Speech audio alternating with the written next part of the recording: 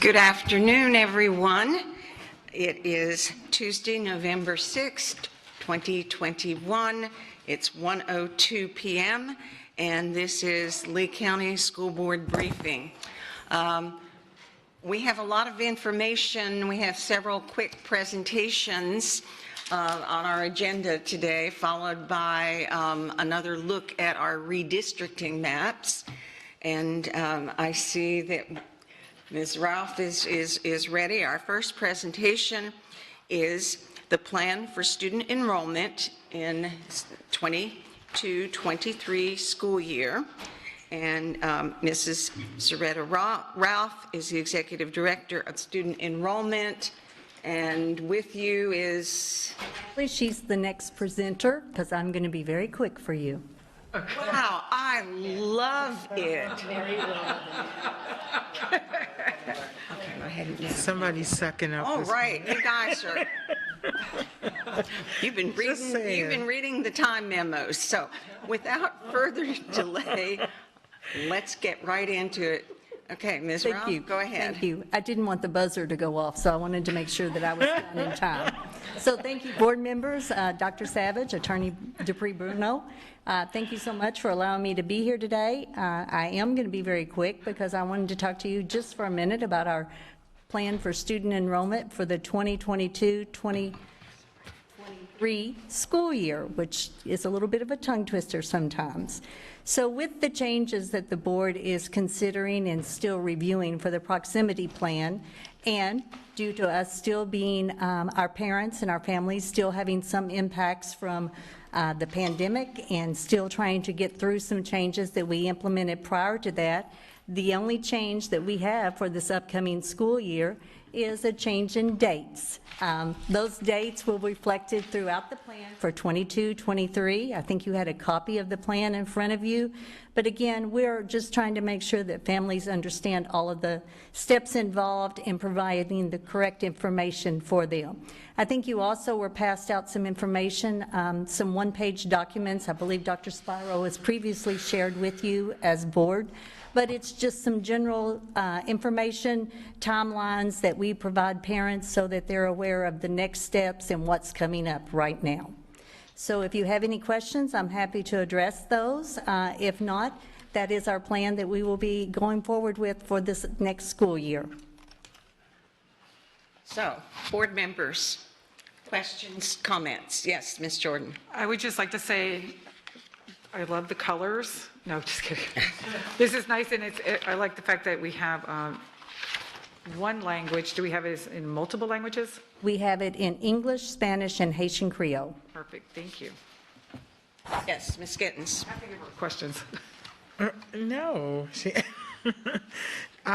Okay, good afternoon, and thank you for all that you do. I don't know if it's in here, but I'm always concerned about communication and how we are explaining to our multiple demographics this process. And I must say, because of COVID and all that, I'm sure, but I hope that we don't have to have the lines and stuff that we had the last time. So how are we addressing the fact that we probably had a lot of people that could have done it online in a sense. It was available. Yes, ma'am. But they were not maybe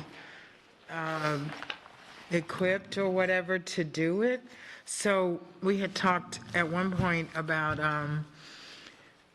when parents are dropping their kids off or having a line of computers outside while they're waiting to drop their kids off or pick them up and give them information, or just different out-of-the-box things to help the folks that are not going to surf the web and look for this and know how to do it. So I'm happy you brought that up. We actually had a meeting this morning. That's something that Dr. Spiro is really trying to guide us on. That's why he's smiling right now. Yes, He's smiling because he's thinking she's going to know the answer to this. What we are working through is how do we get that communication? In the communication, it doesn't matter how many times we present the communication or the information. It is useful for families when they realize they really need it. Right now, there are parents, I'm sure, that have incoming kindergartners, and they already have students in school right now, but they don't realize that they need to get their students registered, especially if they have twins in our school system. Just sharing that information. What we are going to do is making sure that those parents are made aware. And what we would like to do this spring or in January, when open enrollment starts, we're going to put teams out at our different elementary schools. We're going to try to hit 3 schools a day, 1 in each of the subzones. And that way we have staff available as long as we can get support from the school and we can have a space. But let the parents know that we're going to be on site. We can answer their questions. We can actually start the enrollment process or take their school choice application.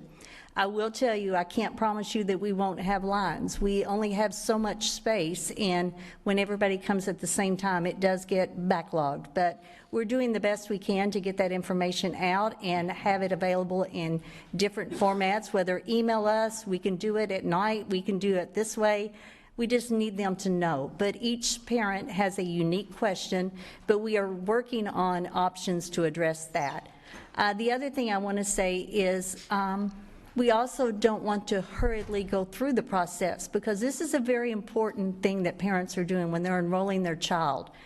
They are providing the documents that will follow their child all the way through college at some point. So we need to make sure that we give them the right information, they get it right, and we are continuing to provide that information. But I appreciate you bringing that up. We actually went last week, we had staff join some members of the communications department, Ms. Lancaster and Dr. Malloy, and we visited Pine Manor. And we had 10 parents that were there. There were more than that there, but 10 provided registration forms, and now we have bilingual staff following up with each one of those families individually because they just start that process. They don't know all the other parts, and sometimes it takes a while to get that information. The other one last thing I had was we've talked at one point about the fact that we used to have satellite offices, and I had asked the question if we could, during peak enrollment times or whatever, have one of those available. And I do know, for example, the staging where we had Gateway High School is available.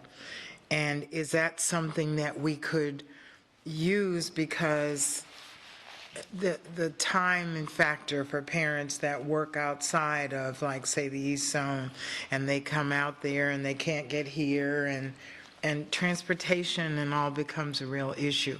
So if there were some way we could do a temporary, just for certain times, for certain days, to have that available, and maybe it would move around from different schools or something.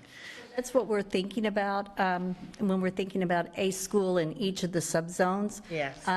Plus, we only have really 12 enrollment specialists that do the enrollment of all of the students coming into Lee County. So if I pull a couple people out of our office, then we're down to even less, and unfortunately, we're probably still going to have those lines of people. We want to make sure that we're meeting those needs. We've talked through a lot of options as to getting additional staff, and suggestions have been made, getting people from schools, but at that time, that's also the school's busy time, or they're working. I mean, it's a process that we're still working through to look through all those options. But we appreciate it, and we do hear the concerns, and we know the concerns. Right, and what about? Trying to make it work. And last thing I would suggest too is like temps, and I know we, have talked about using temporary help during that time, maybe for the satellites, I don't know. And finally, if there's anything that we could do besides getting your way, I'm sure the board would all be interested in helping. We thank you. Many of you visited us when we did have those busy times, and oftentimes when we're just working the lines, it's just letting people know, we hear you, we know you're here, we're working through it. What can we do to help you right now to make your time more useful? So we appreciate it. Thank you. Anybody else? Yes. First of all, thank you. I love the early registration, pre-registration that you implemented a few years back. Actually, my daughter actually utilized that, so I wanted to thank you for that. So I was thinking, I love your ideas that trying to get out in front of this registration. So it was making me think, you know how you see the people holding the car wash signs, right?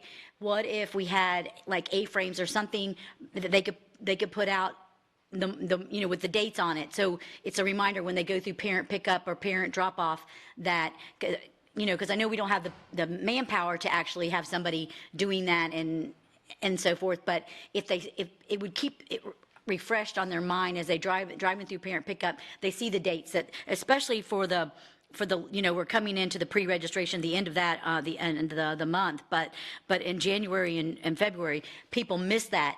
That is such a critical time. And everybody's scrambling to get here, and scrambling to get here and trying to do it. And then it's a rush on our side. So I know you're trying to, like I said, being proactive instead of reactive. And so what if we had some A-frames, just, advertising, reminding people, because people don't always look at all the information that comes to them. We get a lot of emails, right? So I don't know, that was just a thought, is that like an A-frame with the dates on it, registration, and something that we could change every year, that would be simple. I don't know how expensive that would be, but I was just thinking that. Thank you. It's a good idea. Thank you. I will talk to Dr. Spiro. I think we've already got another meeting next week on what we can do to reimagine how we do student enrollment. Just that friendly reminder is all. Anybody else have questions? Dr. Thank you. Dr. Savage. I just want to make a couple comments. One is one of the things we discussed, and it addresses kind of Ms. Gitten's comment about the staffing situation and really not having long lines wrapped around the building and so forth, is that for a lot of our families, this may be one of the very first times they really engage with the school district of Lee County. So it's really a great opportunity to really think about what does our customer service look like at this really critical entry point.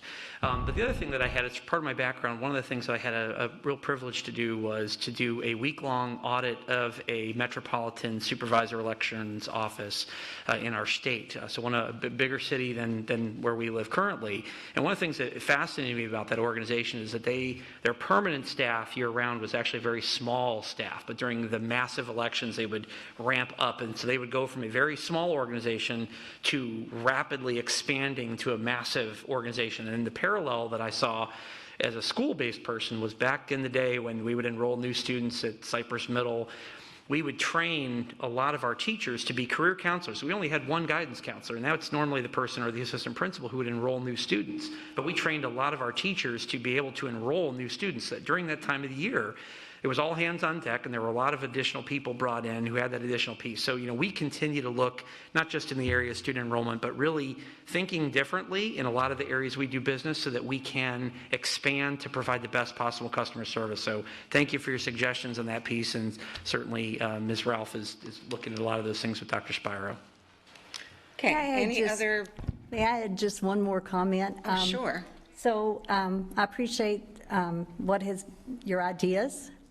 But student enrollment has changed somewhat. We are getting a lot of families coming to Lee County at all times. As an example, we have enrolled 3,040 students since the first day of school. Wow. That's 3,040 students coming from other states, other countries, and other districts. And those are not our students that are coming from our Lee County charter schools. These are new enrollees. And in addition, we have done 1,479 kindergarten pre-registrations. So what used to be a couple times a year that you would visit student enrollment, Lee County is an attractor for many families. So I just wanted you to be aware of that, because you have a very large and continuing to grow district. Thank you. Have a good afternoon. Anybody else? Ms. Jordan? I really wanted to say thank you so much for what you do and your team. I did have the opportunity to go outside and speak to those people that were in that line, and a lot of them were in the line that probably shouldn't have been in the line, but you actually touch so many people's lives coming in there and helping them out, and I really do appreciate what you all do. Thank you. We appreciate you. That's it. Thank you so much. Our next presentation is on policy 4.35, Head Start eligibility, recruitment, selection, and enrollment. This is a first reading at this briefing, and our presenter is Mary Romo, Director, Early Childhood Learning Services, and you're new in this position, and so welcome, and we're looking forward to what you have to say. Thank you, board members. Good afternoon. Dr. Savage and Attorney Dupuy Bruno, thank you for having me here. This is my first board briefing, so I ask for your grace as I learn the protocols, but I am here to talk about changing the eligibility requirements for entering children into the Head Start program. The compelling why is because currently we are not fully enrolled. A lot of that has to do with COVID. Some of it also, we have a waiting list, but parents are not wishing to enroll their children into the schools where we have openings. So we would like to increase the number of 3-year-olds. We have 29 3-year-olds on the waiting list. And currently, the way a 3-year-old comes into our program is either by coming up the ranks as an early Head Start child, or if they are homeless, or if they have an IEP. So by opening this up to these other 29 3-year-olds, these would be 3-year-olds coming in from the community that have not had a relationship yet with our Head Start program. And that really is what we're requesting. I can give you more information. I would like you to know we have 114 4-year-olds on the waiting list, but those 4-year-olds are not accepting the locations where we have openings. The 3-year-olds would be entering most likely into Bonita and into James Stevens. That is where we are truly under-enrolled. And I'm happy to answer any questions to the best of my ability. Okay, thank you. Ms. Morgan. Well, I actually don't have a question or comment. I will tell you that I've had the pleasure of spending some time with Ms. Romo. She is an exciting individual. She's a great, I think, going to be a great addition to the district. She comes with a lot of ideas, and I just want to say that at least my initial impression is I'm just really impressed with her. So, welcome. Thank you. Thank you, Mrs. Morgan. This early learning is your piece of the strategic plan as well. Who else has a question? Ms. Jordan. Well, welcome first. Thank Appreciate you, being here. Mrs. Jordan. So James, you said James Stevens for the 3-year-olds, James Stevens and Bonita Elementary. Yes, ma'am. Okay, so where are you looking for those children to come from to go to, say, James Stevens? What location? The south zone, east zone? I mean, is there a zone or just anywhere? Well, the children are from any zone, and there is, I'm learning my way. So I know that we offer busing if they're within that zone. And some parents, though, would be able to transport them if they chose to do that. My understanding is the majority, though, are in that area of Bonita and James Stevens. And Michigan Avenue, I've learned, sits right on the border between like the east and the south. Right. So it kind of, it kind of crosses over. But we would offer, so of course we've not reached out to those children yet. If approved, we would reach out to each of those families and give them the choice, and then if we could bus them, we would. Otherwise, the family would have the option of driving their child to the center. Okay, so the number that you're looking for is 29, not more than 29, just 29.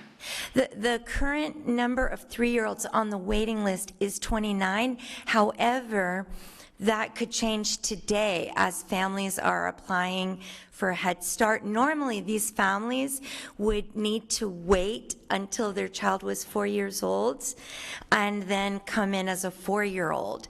This would just, which would be next August, right, for many of them. This would get them into the program sooner. And we do have other 3-year-olds in the program, but they're in based on their selection criteria of homeless, IEPs, or children that are transitioning from early Head Start into the Head Start program. Thank you. Yes, ma'am. Other questions? Ms. Fisher? Yes, first of all, welcome. Thank you, I Ms. Fisher. appreciate you being here. I did read your resume, and it was extremely impressive. Thank you. So for people who don't have an IEP but have a 3-year-old, and there are some indicators, so what is the process for them regarding eligibility? Yes, ma'am. So there is a selection criteria, and it's a point system. The committee meets every year with parents as well, to review the point system and the selection criteria.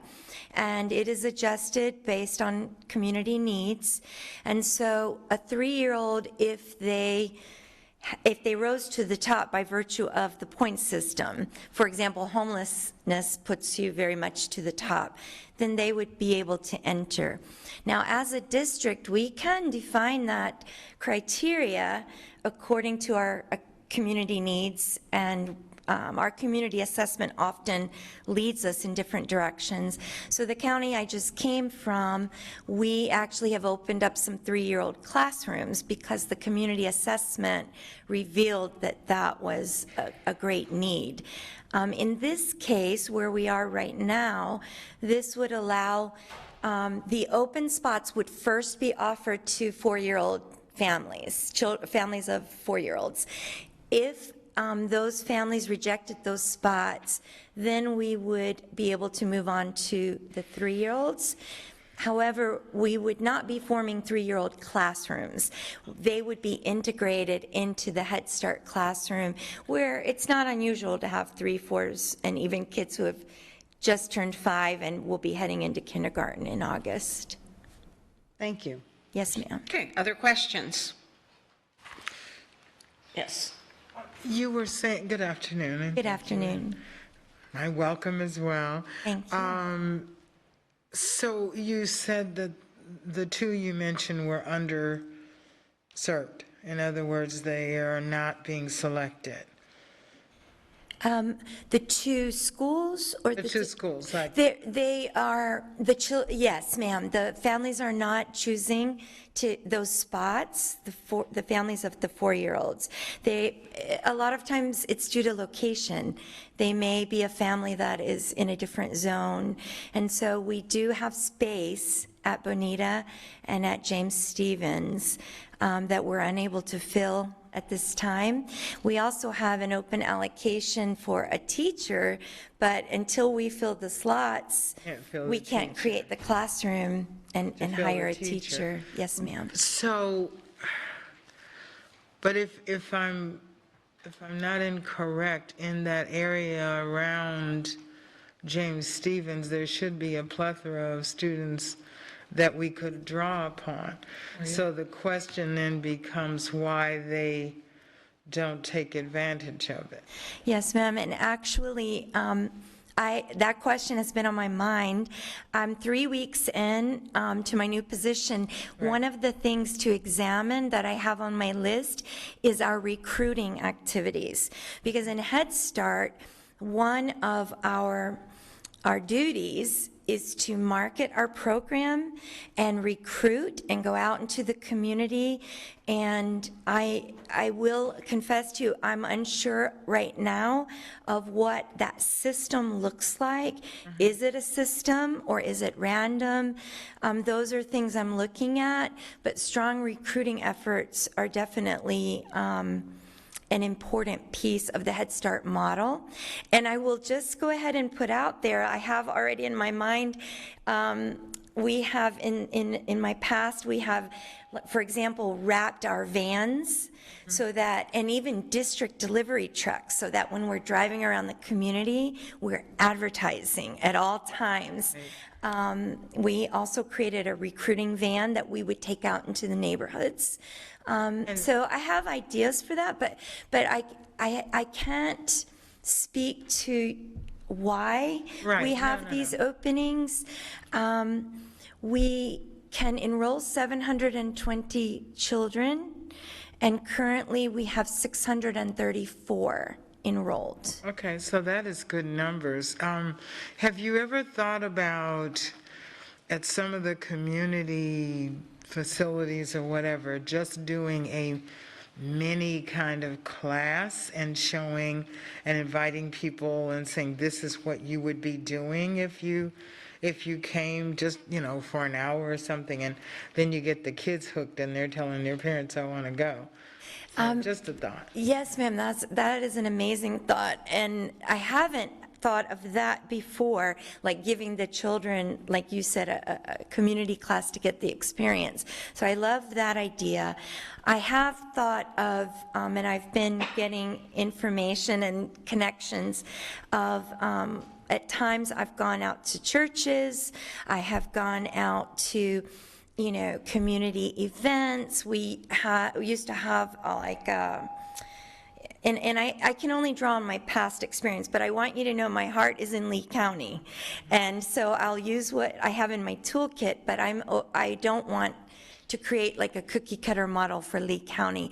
But in my past experience, we have gone to community events with businesses, with the sheriff's department. We set up we have a tent and banners to get the community involved with what is Head Start, because also our partnerships like with pediatricians and with dentists, we put our flyers in their offices. The more you can educate the community, the more they can then pass it on when they meet a family that could benefit from Head Start.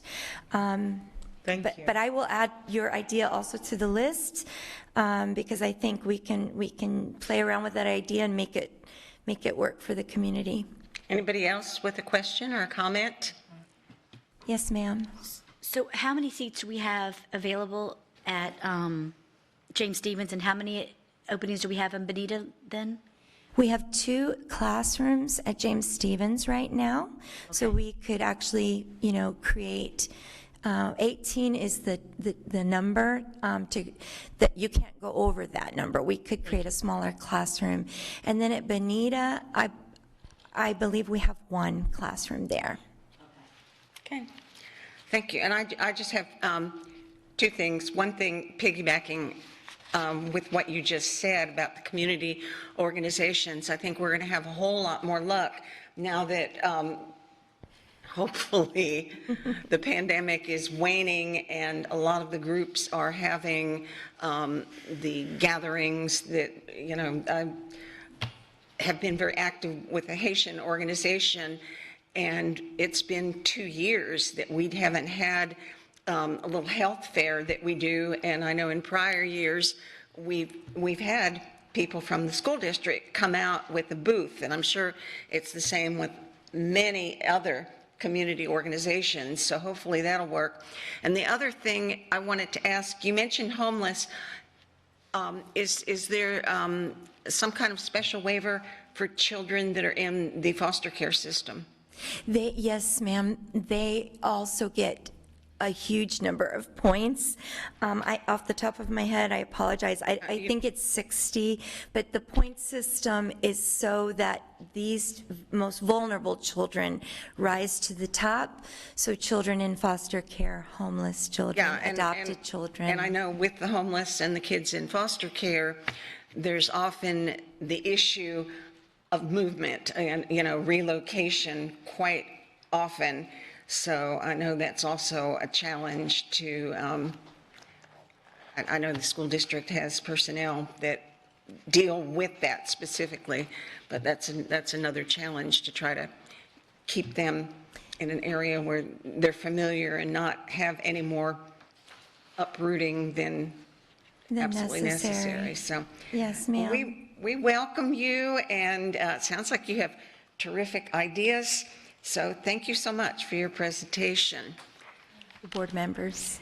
Next up is policy 6.072, small business enterprise. This is a briefing first reading, and our presenters are Dr. Amy Desamores, who's the Chief Financial Officer, and also Ms. Susan Millay, Executive Director of Business Services. Welcome, ladies. Excuse me, Madam Chair, if we can have a consensus whether or not to move the last policy to the next reading. Okay, I'm sorry, would you say that again? If I can have a consensus, please, on whether or not to move the policy, the last policy forward. Okay, let's. Change, and we need to. That's right, I noticed there was that one line. So, Yes. I say yes, it's down the line. Yes. Yes. Yes. Okay, so we have, Is Ms. Patrica's on the phone? I am so sorry, Ms. Patrica. I asked right before the meeting, is Ms. Patrica on the phone, and it just flew out of my head. Have you been able to follow? Yes, ma'am, and I'm a yes on consensus, please. Okay, great. And Ms. Fisher's not in here right now? Okay, so we have 6-0 consensus to move that along, that last policy. Thank you. Good afternoon, Dr. Savage, members of the board.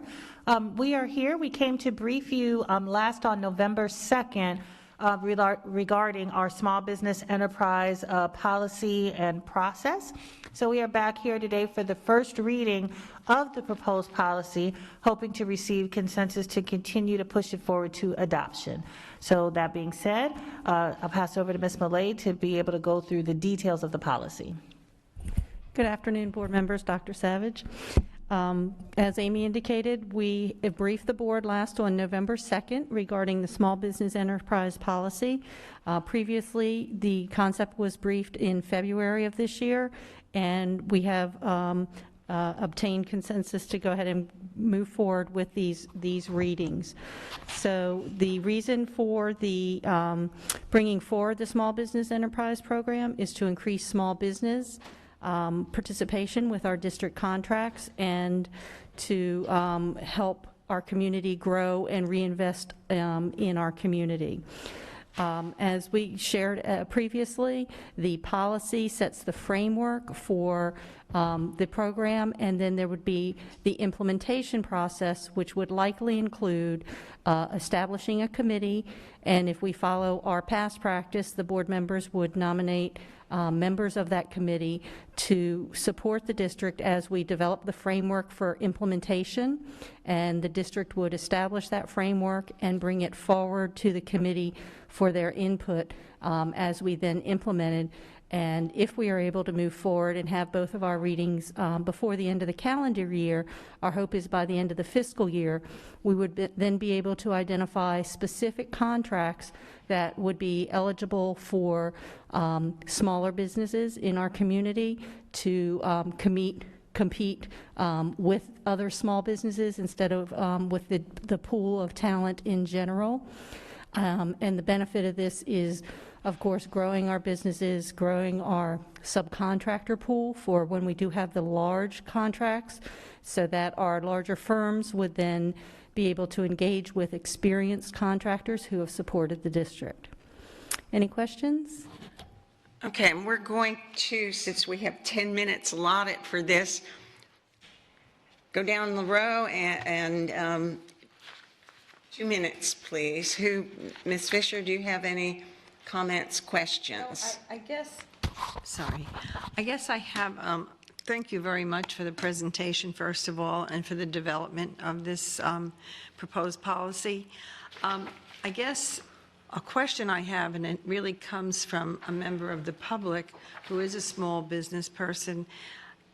He was like, how do I get my name on the list? So how is that advertised, and where will I direct him? I mean, I've directed him to the website, et cetera, but Certainly. So the main district website, www.leeschools.net, at the bottom of the page has a link to called How to Do Business with the District. And so by clicking on that link, it takes the viewer to the procurement department site, which includes the instructions for registering to do business with the district. So that's how the vendors would conduct their outreach.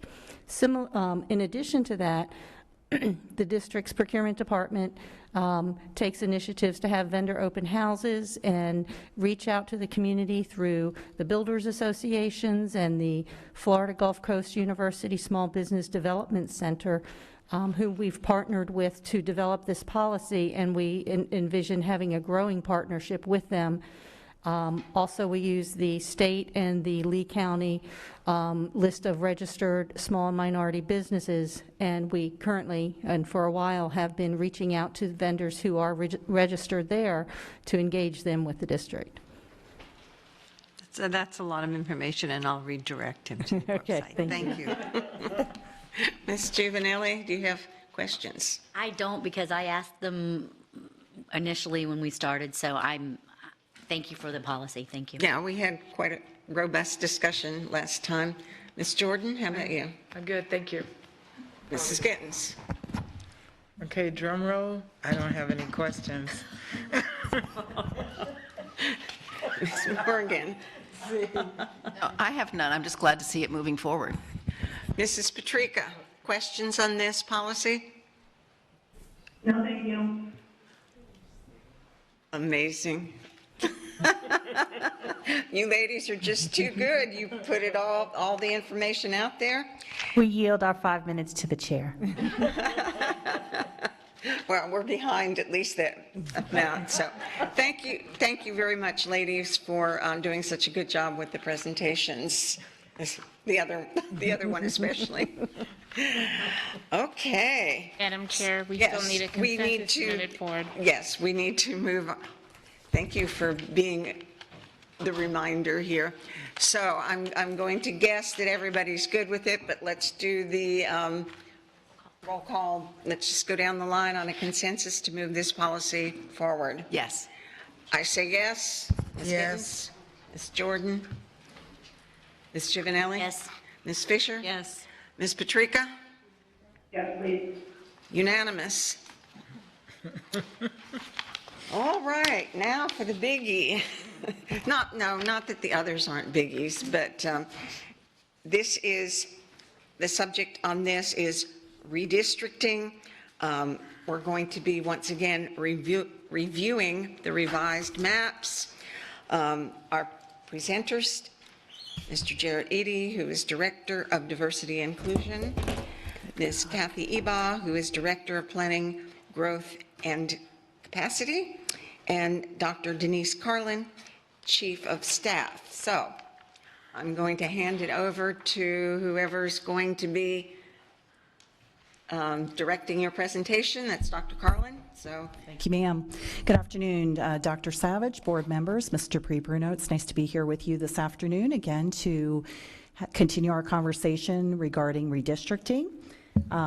As well with me today is Mr. Jarrett Eady, as we said, Director of Diversity and Inclusion, Kathy Eba, our planner, and Kathy Dupree-Bruno, who always serves as our valiant legal advice, so we really appreciate her.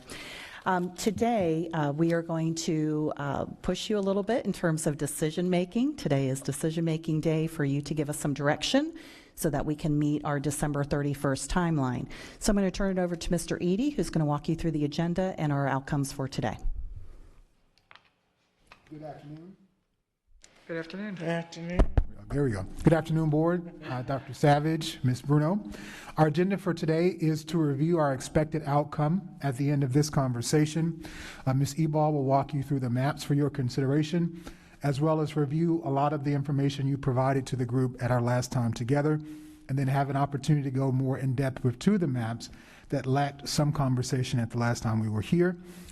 And then that would lead us to your board consensus and your discussion on the maps, and then next steps and what's required statutorily to move the maps forward by the 31st of December.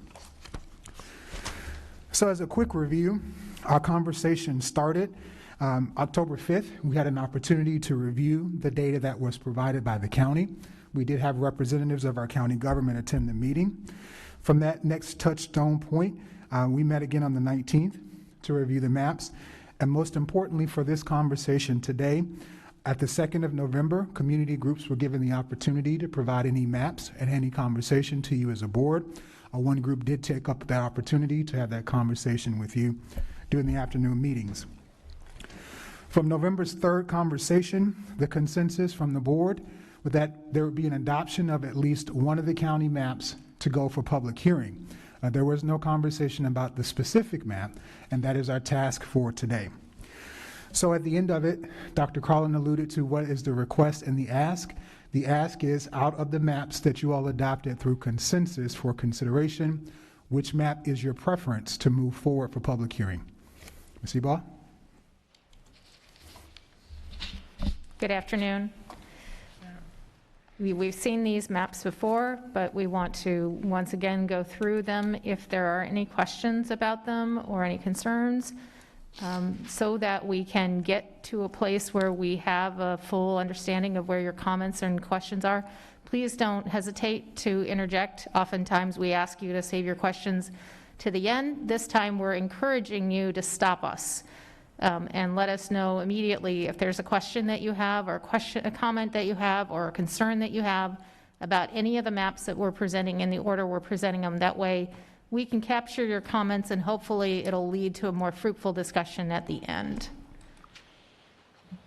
So this is map 1 from the county's recommendations. Just to reorient everyone to the maps, in the bottom right-hand corner is the percent and square miles that has changed on this map. The blue lines are the existing boundaries, the existing legislative boundaries as they exist today. The new colors are how they would change. The other thing I want to reiterate about this discussion is that this is strictly about a legislative boundary. This is a political discussion. This is not about our school zones. This is not about where our students would go to school or where they're, who would represent them. This is about the electoral map that helps us determine who would be elected in what areas. And we have 5 independent legislative representatives, and we have 2 at large. The target number this year, which is based on the division of our current county enrollment, or our current county population divided by 5, is about 152,000. That's our magic number. We want to be around the 152,000 number. The number listed on above in each of the colors is the number a number of population, and those are from birth through adult seniors.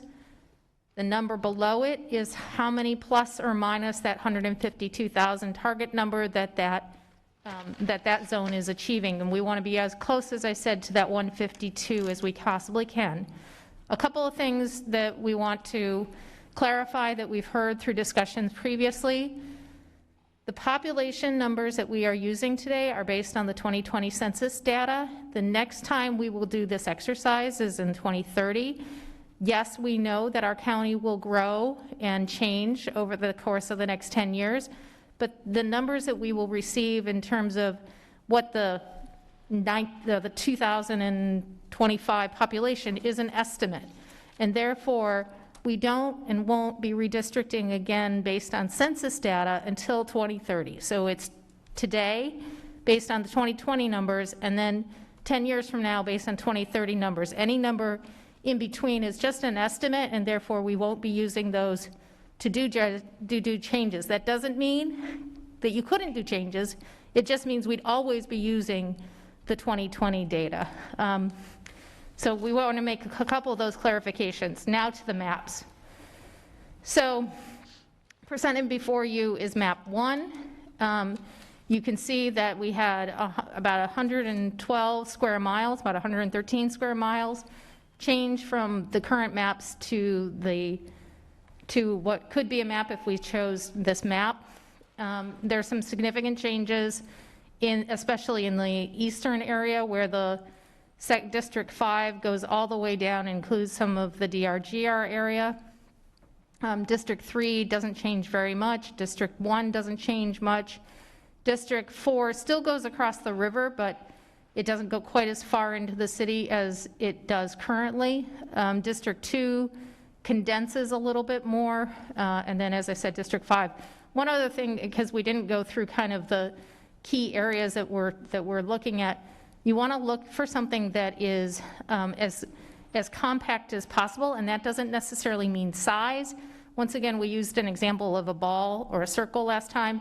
It means that it's tight to that circle. It doesn't have a lot of outlier areas outside of a circle. If you put a pin in the middle and drew a circle, that circle would be pretty tight to itself. Are there any comments or questions about this particular map? Okay. Yes. Well, the question I have kind of overall, and I know we're at the point of either adhering to what the county commission is doing or doing our own. So my question there is, the 152 is based on the county commissioner's 5. If we were to do our own and go in and do, single member or whatever, what number, is there an assigned number? I know it's 152 for the 5, but would we have to look at another number? Do you understand what I'm asking? Yes, I do. And thank you for the question. And actually, since you've asked this question, I think it's a good time to have anyone ask any questions that haven't been clear. We talk to ourselves a lot here, so we understand these things pretty well, but we don't know if you're always understanding what we're asking for. So please ask questions now, because this is the time to really understand the task at hand. Ms. Dupree-Bruno, please chime in if you have anything to add. But in terms of the 152, for today, we have no ability to go to seven single-member districts. We can only do the 5 single-member districts and 2 at-large districts. And in order for that to change, it would have to be changed at the legislative level, because the state legislature requires, you have a choice. You can either have 5 at-large districts, or you could have 5 at-large plus 2 single-member districts. There is no option. Ms. Dupree-Bruno? Let me just clarify. I was just going to say, I think Ms. Dupree-Bruno has some updated information on that, if you would, please. Let me just clarify. So the board can choose to move forward with 7 single-member districts. The process would be that you would have to get that, a resolution would be passed by the board, and then that resolution would have to become a referendum on a ballot that should go through hopefully the 2022 election cycle.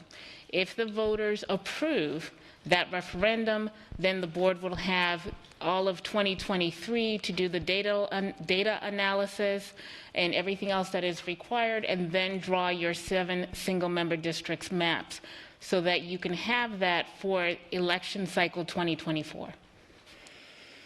Thank you, Mr. Dupree-Bruno. But once again, we would be using the 2020 census data.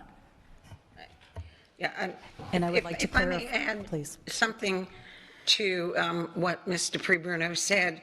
I did bring this up whenever we had this last briefing, and because I had heard some people in the community express this, and it actually came up a second time at the EDAC meeting, this past month's EDAC meeting, and actually most of the members were very interested in exploring this. So obviously, we can't do it at this point, because that would be a big, we need the vote, and it would also mean that we would have the new maps, and this would have to be, I'd say, a rather robust discussion.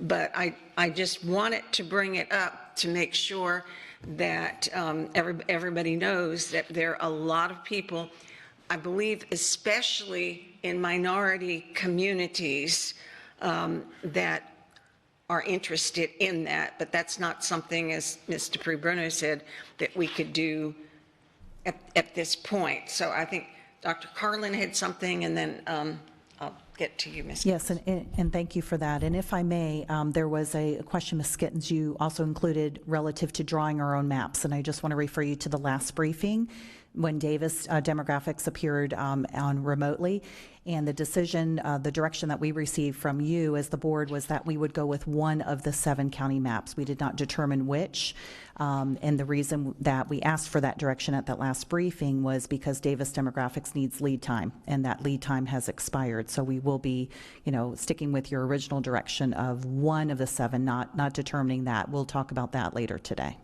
Okay. Did you have something else? Yes, I wanted to say on that, each time that discussion has come up about doing our own single-member map, the comment is always, well, that's a big change, and it's going to take this and that and the other.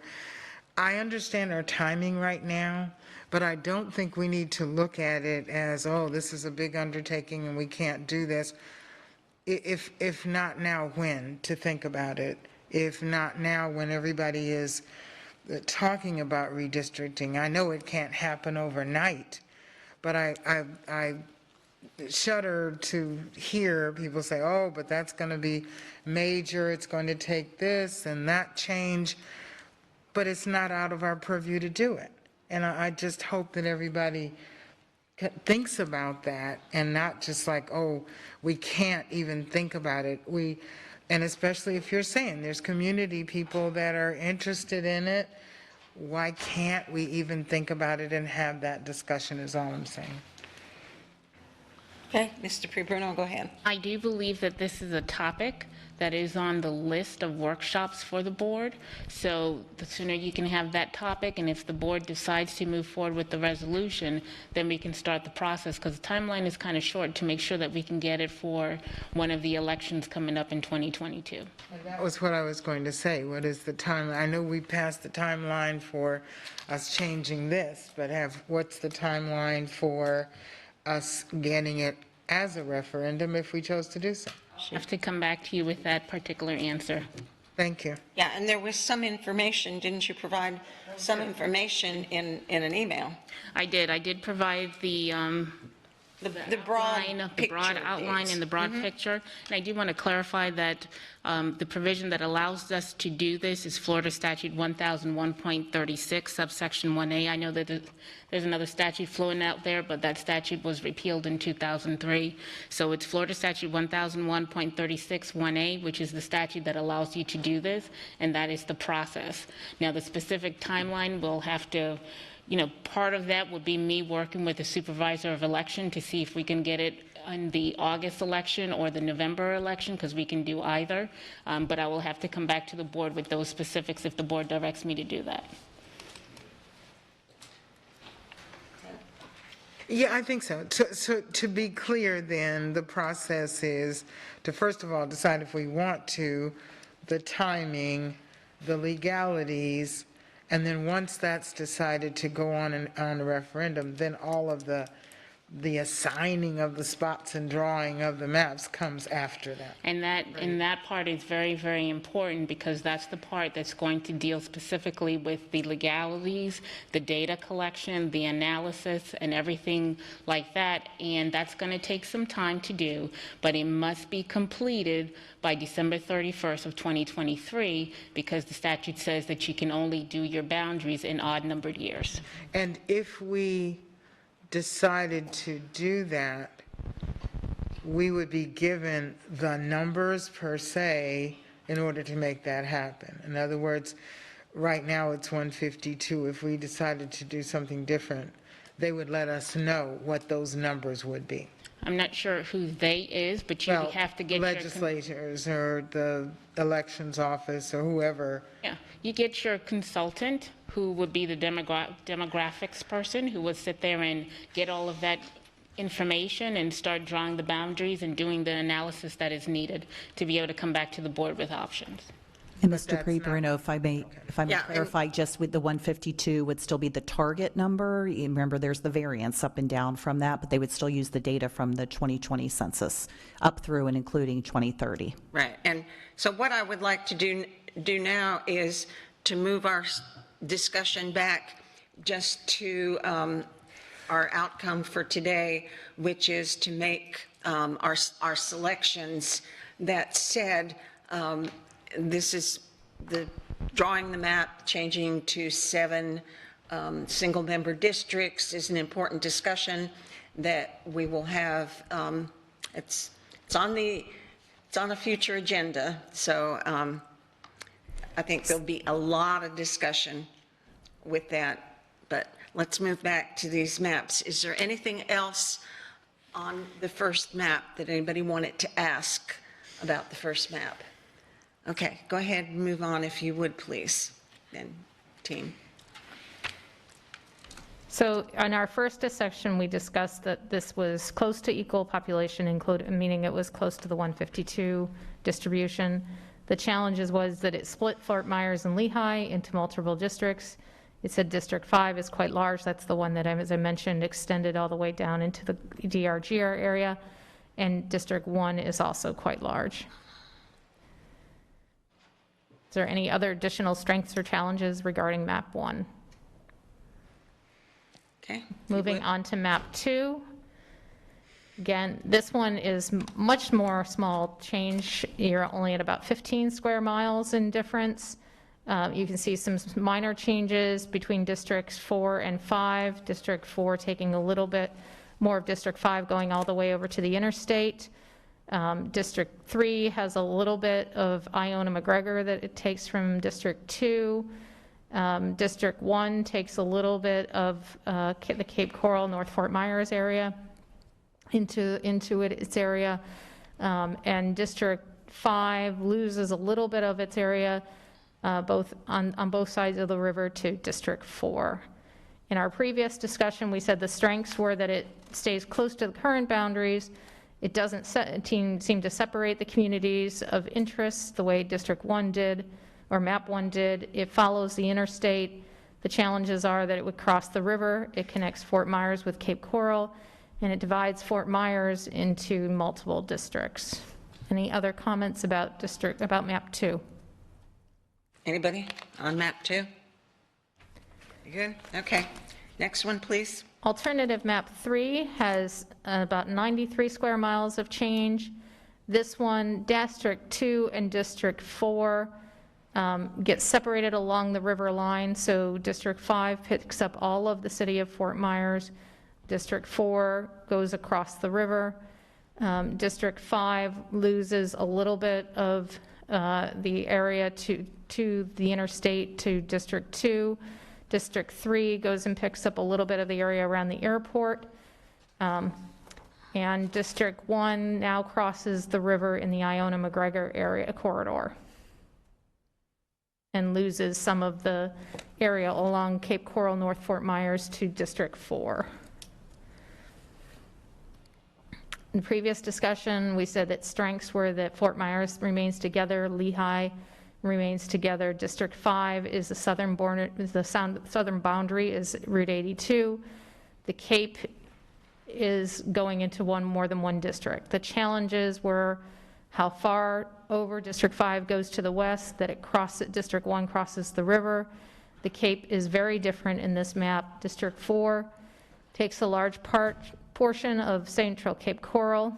A question was asked, would like to see if the west section of District 5 from I-75 was in District 4. That it was off balance. 3 districts are over and 2 districts are well under the target 152. And that District 2 and 3 have significant areas of growth which may not make it to the next census, just saying that these areas wouldn't stay as equally distributed into the next census because of their areas of growth. Okay, comments, questions on map 3? Mrs. Gittens. Well, one thing that I've heard from the county commissioners and from other presenters that that this is based on census right now, that consideration of growth is not a factor. So I would be concerned about that statement, that excuse me, that they wouldn't make it until the next census, because just like we have the opportunity on odd years, it can be changed. The thing I like about this one is that it does, and I've mentioned this at the last meeting, I still feel that Fort Myers should be Metropolitan Fort Myers, and this shows that on this map. I think it was Ms. Eba that had mentioned in our first meeting, this is not based on politics but numbers. It's based on what is the census, where are the people, divide them by 5, and that's what you get. So the thing I like about this one is the natural boundaries, the natural contiguous lines. And I think I had asked at the time about using 75 and 82 as the natural boundaries, but, since we can't change theirs, but this is the closest to keeping areas of contiguous and also of like need and concerns together. So. Anybody else? Yes, Ms. Jordan. Well, I was going to say, first of all, Fort Myers isn't metropolitan. It's, I think, considered urban. Am I correct in that, Mr. Eady? Is it considered urban or is it considered metropolitan? Would you speak on Fort Myers? I will yield to our planner on that one. I'll yield to the planner, but I've heard both of those conversations, those terminologies be used recently as it relates to the redistricting conversation. I was just curious, because everybody keeps correcting, when I say that, I'm corrected that it's not, we're not, it is more, it's urban. So urban is a type of land use pattern, not to get too planner geeky on you all, but there's 3 basic land use patterns: urban, suburban, and rural. And so urban is a land use pattern. Metropolitan more deals with the cultural makeup characteristic of a community. Metropolitan means multiple communities located within an area. They can be used interchangeably. Metropolitan areas tend to be urban, but they're not usually a single community, where urban is really defining a land use pattern and neither one of them recognize necessarily jurisdictional boundaries. They're more characteristics of the development pattern. Thank you. And then 2, now on this one, it pulls Cape Coral into Harlem Heights area, Cypress Lake area. Again, we're looking at totally different communities as well.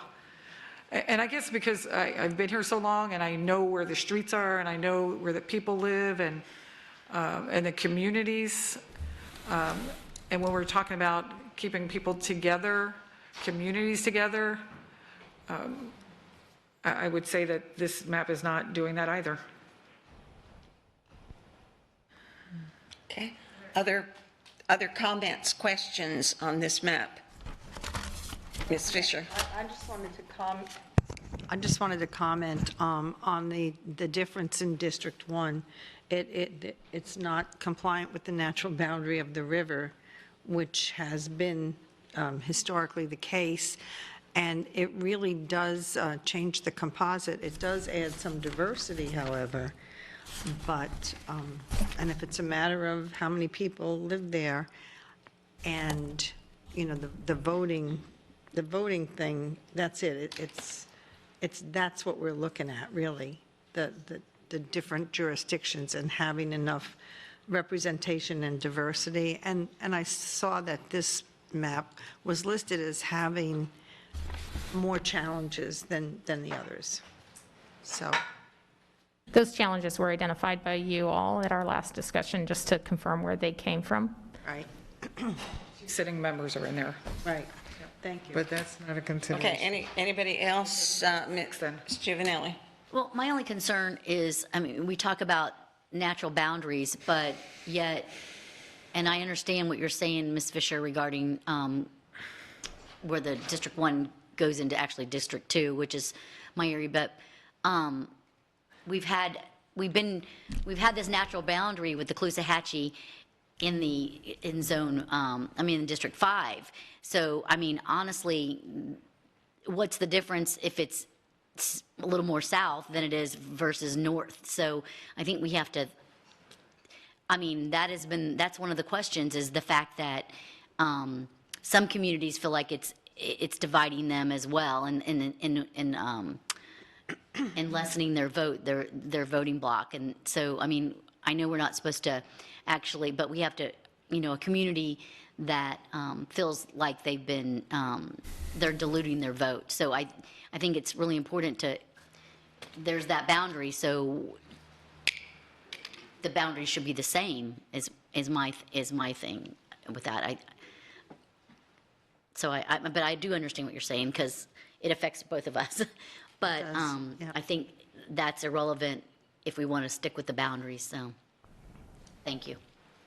Okay, other comments? Ms. Gittens, you got a comment? Yeah, I kind of do. I'm looking at the challenges and the pluses and minuses, and when I look at the challenges, the last one on the list, 2 and 3, has significant growth. We can't address that. Has nothing to do with growth. 3 districts are over and under. Well, it was set up so that the numbers could be as close as possible to the 152.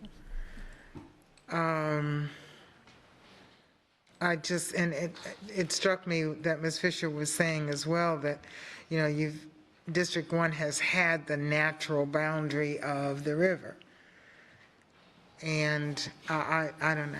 I don't see that many challenges per se, especially, like I said before, in odd years they can change it.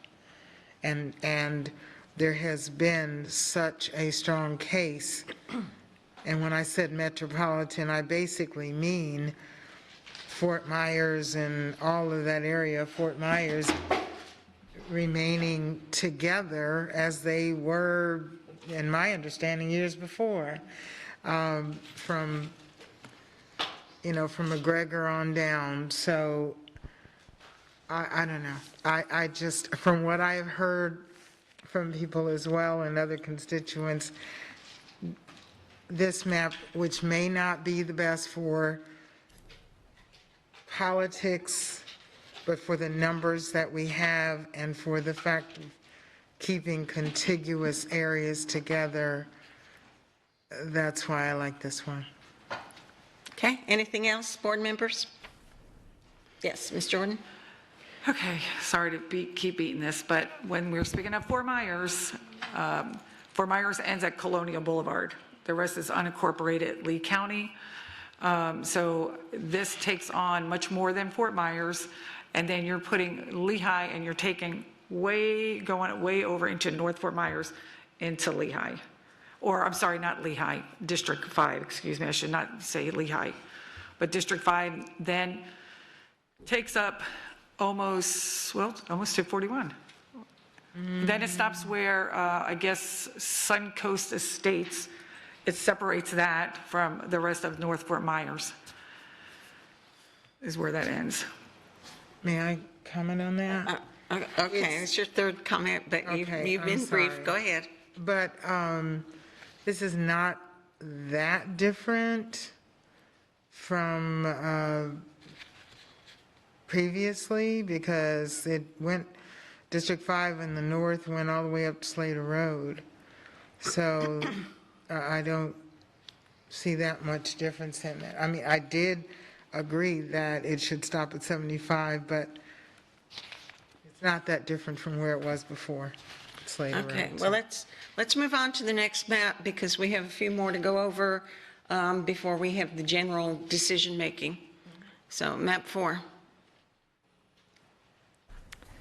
So map 4 changes by 16 square miles.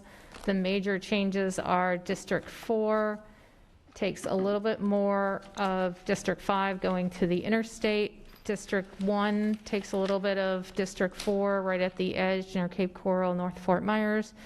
District 3 takes a little bit more of Iona Greer away from District 2. District 2 takes a little bit from the tree line corridor from District 3. And those are your changes. So they're pretty much at the edges of the area, and you can see that some of these districts are very close to the target and other ones are a little bit more further away. The previous discussion, the strengths identified by you, the board members, were that it was close to the current boundaries. The Main boundaries were adhered to. District 4 had a very diverse population. The challenges were that Fort Myers crossed the river and District 5 crossed I-75. I will note one thing. In terms of the population of the municipal governments, all of them could be in their own district except for Cape Coral. Cape Coral is too large, it exceeds 152,000 population, so it has to be broken up into multiples. All the other ones could be contained within one district, but Cape Coral would have to split no matter what you did. Okay, comments on map 4? Anybody? I don't see. And Ms. Patrica, you're still there? And have you had any comments? I have forgotten to ask. Sorry. Yes, ma'am, I'm here. I have comments at this time. Thank you. Okay. Just remind me in case I forget. I'm focused on this. Will do. Thank you. All right. Map 5, please. Map 5, I will process this by saying this is the map that the county commissioners chose to go with. That does not mean that you have to pick the same one, but this is the one that they chose. This has about 14 square mile change. Again, not a lot of changes. These changes are at the edge. District 4 takes a little bit away from District 1 in the Cape Coral, North Fort Myers area. District 5 takes a tad bit away from District 4 in the Tice area. District 3 stays the same, and District 2 stays the same. So there's just a few there's only 3 districts that are impacted by the changes in this map. The strengths of it, that it reflects the current boundaries fairly much. Corkscrew is used as a boundary. The challenges are the west of I-75 is in the District 5, Tice is in District 5. It established borders that are not used, 75, 82, and 41, and Fort Myers extends over the bridge. Okay, comments on this one, Mrs. Jordan. When I'm looking at the challenges, Tice has always been in, well, as of late, I don't know how many years going back, but Tice has always been in that district, District 5, so that's nothing new. So I didn't understand why that was a challenge, because it's been there. And then west of 75, I think that's been there as well, just a little bit more over, but that one's been there as well. Okay. Ms. Skittens? Yeah, and I think I made the comment before about the fact of Tice. That area, that small bit of, on the other side of 75 is more, how can you say it, more germane to Fort Myers and that area than it is the other side of 75, because at that point on Palm Beach, when you cross over, it's different. So I know we don't have the opportunity to change this, and my comment when I made that before was the natural boundary of 75 and 82 to me would be optimal. That was just my comment. And I don't know. There would be some questions that one day I'd like to sit down with some people that did this and just sit in a room and say, why did you do this? Or, I understand the numbers, but why right here? And why this street? How did you choose this street as opposed to this street? That's, 2 blocks away from here. That's what brings up the question of contiguous to me when I look at these maps, and I just think, how do you decide? If one side of this street is here and one side is over there. And I know it's numbers, but then when you look at the numbers, this is the closest to the 152, but I don't know. Anyway. So just, Okay, go ahead. just a quick comment that we would like to make to everyone is that because districts 1, 4, and 5 are the only ones that change, this is the least change option from your current boundaries. May I say one more thing? It's probably Sure, my go fourth ahead. time. I get that. The only thing is that we are overlooking a large part of community that says the Fort Myers area is an issue. So it has the least amount of change, I agree with that, but it's still not even addressing the issues that some communities have. Okay, other comments before we move on to the next map? Ms. Patrico, you're still good? I'm still here. I don't know if this is time, but I say this is my favorite map. Oh, okay, number 5? Yes, please. Okay. And the reason for that is that it causes less confusion for voters to use the same map that the county commission is using. Thank you. Thank you. All right, next map, please. So this is map alternative 6. This is one of the 2 maps that was not created by staff at the Board of County Commissioners. This particular map was created by the NAACP. And you can see we do not have the overlay on this one because it was not created by the county. But any questions that you have about this? Anybody? Map 6, alternative 6. Do you see any strengths or challenges regarding this map? Well, this one takes out, I'm sorry. Go ahead. This one takes out what Ms. Gittens was speaking on, the Tice portion is omitted. 6. We're talking about 6, alternative map 6. Something you just said brought up, and that I can see is not there.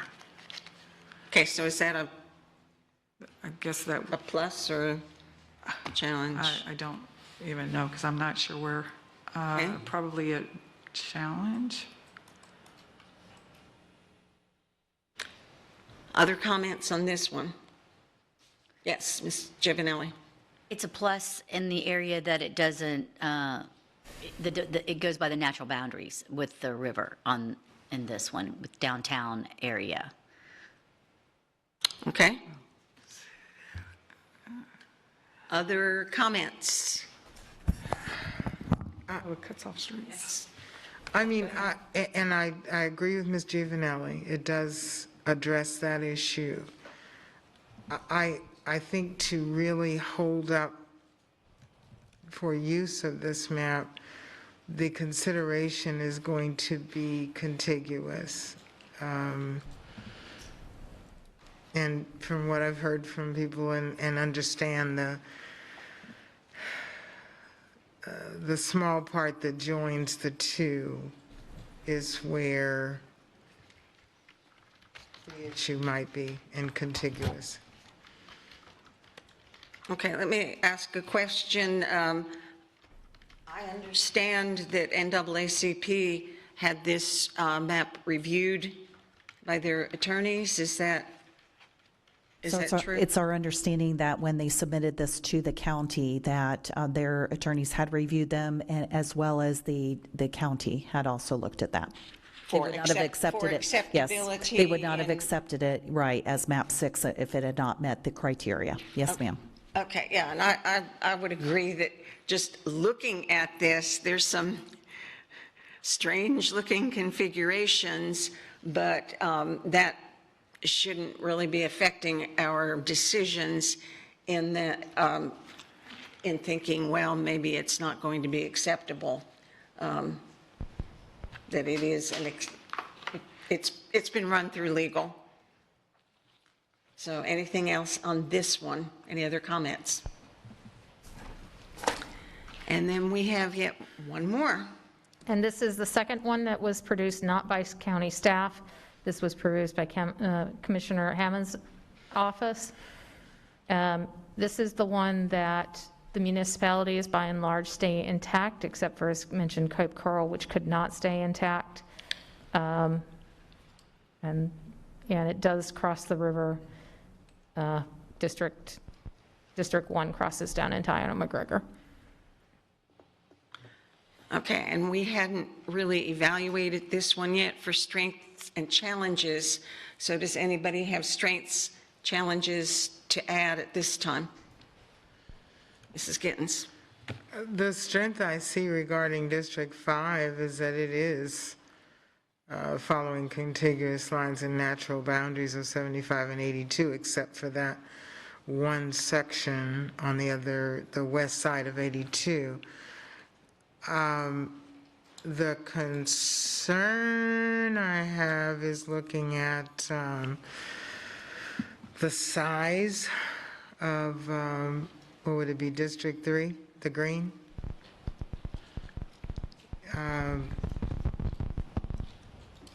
Yeah, that just seems very, very large to me. And like I said before, I know a lot of those areas right now are not inhabited, so I know we're not looking at growth, but that's a lot of area. So, I don't know. Okay, more comments, opinions on map 7?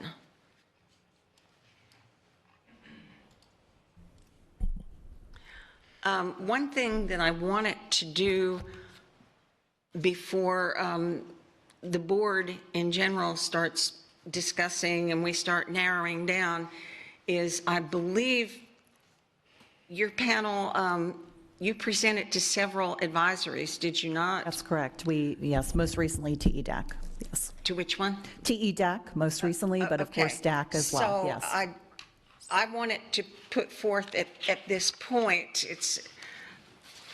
I feel that it's an appropriate time, since we're discussing this, to see from the board liaisons if you had presentations and if your advisory had a recommendation. And I'm going to start because EDAC did have a recommendation, and their recommendation to the board is to consider map 7. So that was by far their choice, and they had a motion approved and voted, and so EDAC recommends map 7. Now, are there any other advisories that took a vote and brought forward a recommendation? I feel like we really need to talk about that before we do our general conversation. DAC. So we also presented to DAC. I do not believe that they were able to reach a recommendation. They did reach a recommendation. Yes. Okay. That's correct. Okay. Was there another group, or that was it? Just those two? Just those two advisories, Okay, just yes, ma'am. those two. So obviously, it's a small number of people on EDAC, but they were pretty, they were very much together on agreeing that they liked number 7 best, and I thought I'd bring that up. So, okay, I'm ready how to would you proceed like on this. us- do you I have- have a process. I am ready, absolutely. So at this point, thank you very much, Mrs. Vaughn. At this point, we have walked through each of the maps. We've talked about strengths, reviewed your strengths and opportunities. And so we did ask for you, if you would today, arrive with a first choice map and a second choice map. So we're going to start with first choice maps. Okay. And so what I would like to do is just go right down the line of board members, and we'll start with first choice maps. So you have maps 1 through 7 for your consideration. And if we can just go right down the line and talk about our first choice maps. So, Ms. Morgan. First choice, 5. All right, so Ms. Morgan says 5 for her first choice. My first choice is 7. Ms. Gittens. 3. 3. Okay, Ms. Jordan? 5. 5. Okay, Ms. Giovanelli, first choice map. I'm on the fence. Pick one, Ms. Giovanelli. Well, okay, let me just talk myself through it a little bit. 5 is the least changes. However, 7, to me, sections out different areas. I'll come back to you, and I'll come back to you. A little blank there. Ms. Fisher? Number 5. Number 5, first choice, and Ms. Patrica? 5, please. Okay. Ms. Giovanelli? We are a board. 5, because of the least changes. Okay, let's go second choice. It looks like we have something pretty clear cut for first choice, but let's just take a look at a second choice. Ms. Morgan, do you have a second choice? Second choice would be 7. Okay, and my second choice would be 5. Okay, Ms. Gittens? 7. 7. Okay, Ms. Jordan? Second choice would be? 4. 4. Okay. Mrs. Giovanelli? 7. 7. Okay, Ms. Fisher? And number 7. And Mrs. Patrica? Second choice. Second choice required because I really don't have one. I'm sorry, what She did you said she doesn't have one. You don't have a second choice? Okay. That is correct. All right, I'll just, so, 1, 2, 3, 4, 5 votes, first choice, map 5. That's correct. And second choice, 1, 2, 3, 4 votes for number 7, just. That's correct. Just for the record. And actually, interestingly, that mirrors what the Board of County Commissioners did. Because if I remember correctly. I believe it was 3 to 2. It was a 3-2 vote. Right. With 3 for 5 one map and 2 for another. and Yes, 2 ma'am. for the 7. So Okay, so that's where we are. yes, so thank you very much. So at this point, we have majority working, giving us direction for map 5. And so at this point, unless there's any other discussion, we would like to share with you our next steps, which is on December 7th. We will have our action meeting at which we will prepare an agenda item to come forward for your consideration and vote. We also have a public hearing that evening. And so the public will have an opportunity as well to present or to share any information that they have for us. And then at that point, we will get with Mr. Bruno after that meeting and start to work toward our advertisements and certifying with the state of Florida. So that's all we have for you today. Great, and before the group leaves, does anybody have any final thoughts or questions to them about the process or timing? Thank you for all your hard work and your presentations to other groups as well. Wow, and can you believe that this actually put us back on schedule, sort of on schedule, pretty close to it. So let's get ready for our next group. The next group is Enterprise Risk Division Job Description. Presenters, Mr. Robert Dodig, Executive Director, Human Resources, Mr. David Newland, Executive Director, Safety, Security, and Emergency Management, and Dr. Amy Desamores, Chief Financial Officers. So welcome to all of you. Who is your lead speaker? All right, so Mr. Newland, go ahead and get started. First, good afternoon, board members, Superintendent Ken Savage, and our board attorney, Kathy Dupree-Bruno. Thank you for having us here today. You'll see in your some of the backup that you were given today, Some of the items we were asked for earlier when we had our one-on-one with each of the board members talking about the enterprise risk division concept. We were asked to supply, when we were putting together the organization to form a division, we talked about showing each part of the division. When we were looking at moving specific employees or positions to that one area of enterprise risk, what would that look like? What department are they coming from? So that was part of your backup as well, along with the PowerPoint and also with the 3 of the job descriptions.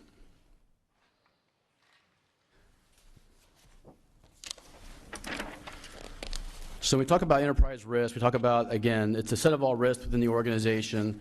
We talk about, again, it affects every department. It's not just, when you look at enterprise risk management, division, and concept, you're taking all your risks and you put it into one department, but it ties into every part of the organization. So we look at enterprise risk. Some of the things you're looking at is aligning risk appetite with strategy. You want to enhance your risk response to decisions of risk management. What does that look like? It could be avoiding risk, it could be reduction, or it could be acceptance. Risk is not always negative, but you have to identify a risk first, and what does that look like for an organization moving forward? Reducing operational surprises and loss. That means with associated costs or losses to the organization, unexpected, that we're not planning for. When ID, manage multiple and cross-enterprise risk. So every organization has risk. Every part of the organization has risk in that department. And by responding to looking at impacts and how that can affect each department to get ahead of that proactively, we can help mitigate those risks, again, to avoid unexpected losses to the organization. Also, by seizing opportunities, sometimes you look at risk management for an organization, you want to look at opportunities that it can present itself. Again, risk is not always to be negative. So when you look at enterprise risk, there's 2 types. So we have enterprise risk management, then you have traditional risk management. I just present that for a reason because risk management, again, focuses more on your traditional risk, things that are insured. Enterprise risk looks at both. So you're looking at things that can be insured, but looking at things that are not insured versus that are not traditional. Things that so it's being more proactive, looking down the road, getting ahead of things, not just things that are impact as a reaction, but you want to be proactive and you want to be consistent. So some of the enterprise risk benefits we look at, we want to align risk appetite with corporate strategy. We want to link our growth, our risk and returns. Again, risk is not always meant to be negative. As an organization, we can look at things and look at do we want to avoid that? Or do we want to reduce? Or is there something that may be, for the organization, it could be a benefit? Improve risk responses. We want to reduce operational surprises and losses. Manage enterprise-wide risks. So again, every organization, every department, or every division within an organization does have risk. So there's a tie into every part of the organization. And recognizing the acts upon opportunities and deploying resources effectively. I mentioned this before, we went over this before, but this kind of gives you an idea. When we look at enterprise risk management, kind of gives you a breakdown of what that looks like. You have the risk, you have again, it could be a slip and fall, as simple as a slip and fall, for example. The hazard, wet floor, the cause of the loss, the peril, the physical damage to property, the loss itself, and then you have the claim. So that kind of gives you a breakdown right now of what the enterprise risk can look like from a very simplified method or a simplified incident that could occur within an organization, and the breakdown of how that's addressed. Currently right now, who manages risk? Well, insurance and benefits manages the claim. If you look at as far as the Department of Safety and Security, they provide the countermeasures for the hazard. Then you have, again, you look at other possibilities of perils. It could be transportation, road safety, and then you have maintenance that could be countermeasure for hazards. So the point we're getting to today is that we don't have that risk portion. We don't have the risk portion with the organization. And when you have that risk, you can set your organizational strategies, your objectives within the organization. That way you can identify risks amongst each department. You assess those risks, you treat them, you control the risks, and you communicate and monitor. And that goes part with, again, being more proactive, mitigating risks. Again, we're looking at our divisions that tend to work in silos. We want to bring our divisions, those people together to work together in the same department to avoid countermeasures. So looking around at other school districts in Florida, just this gives you an idea. So I looked at the top 10 school districts we have they do have risk management. Obviously, you'll see we're number 9. We do not have risk management. This goes beyond that. If I look at other school districts, again, I went probably about 40 or so I've contacted that have some type of risk management. So it gives you an idea that this is something that we're trying to put in place to get ahead of as create this division and putting this together with taking all the risks of the organization and put it into one department.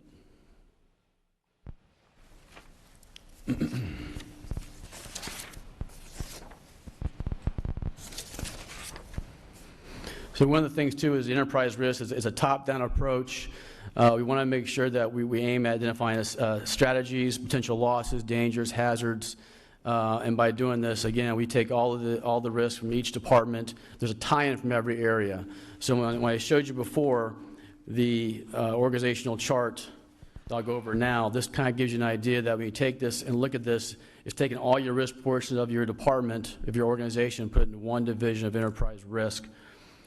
If you look at this right now, you'll see that the blue boxes are all current positions, cost neutral, that we're bringing into this proposed division. The green boxes are upgrades or new positions or actually reclassifications. The one yellow box you'll see right now, that's a future position requested later on after this division would be go into place in a future year.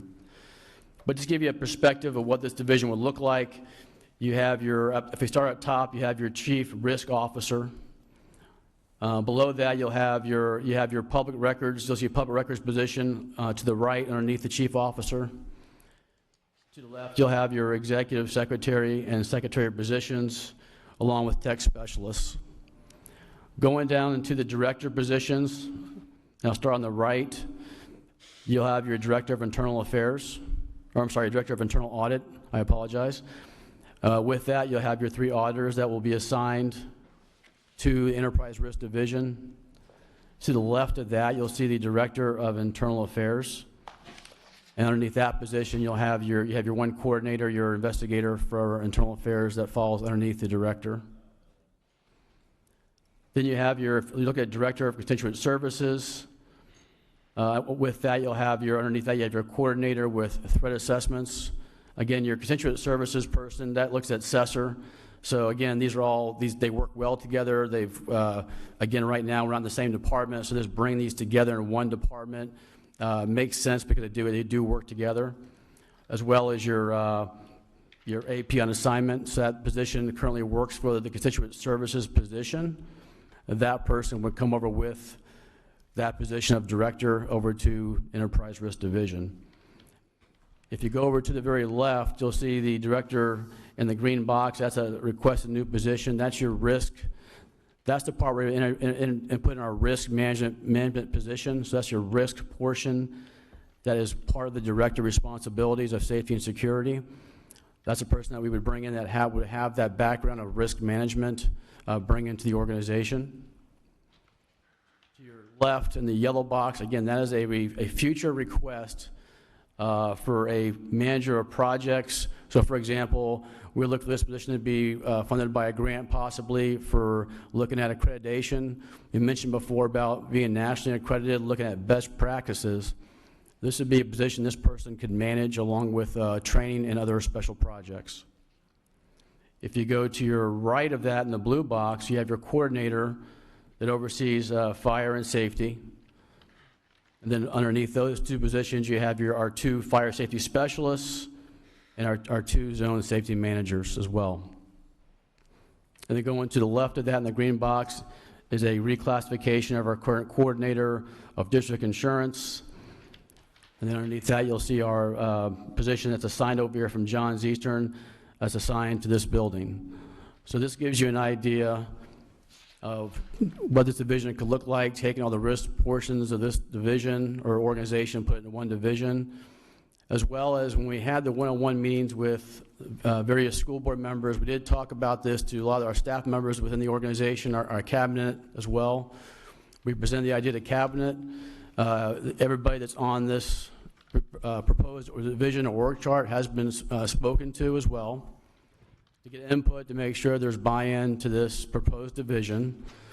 We also had the opportunity to take this presentation or take this division proposal, and we spoke to various members of the community leadership community that came to a meeting to the school district office, spoke to them about the concept of enterprise risk division.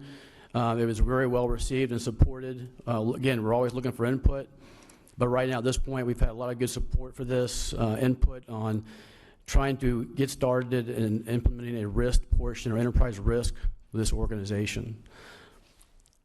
So I wanted to bring this back to you after we had the one-on-one meetings with everybody. And before I do that, though, I know the superintendent has a couple things he wants to say. Yeah, Chief Newland, if you mind going back one slide real quick, just a couple ones that aren't on the organizational chart but are certainly have very high associations to the risk. They just don't directly report in this area. One would be a logical risk, which we talk through our information systems division. So one of the things that was presented in the individual pieces, you can't talk about risk these days without also acknowledging information risk, logic risk, and that's a huge threat to the organization in terms of that piece. So there's a definite linkage with our ISD division as well. It just isn't a direct report in this structure, but that would certainly be a collaboration.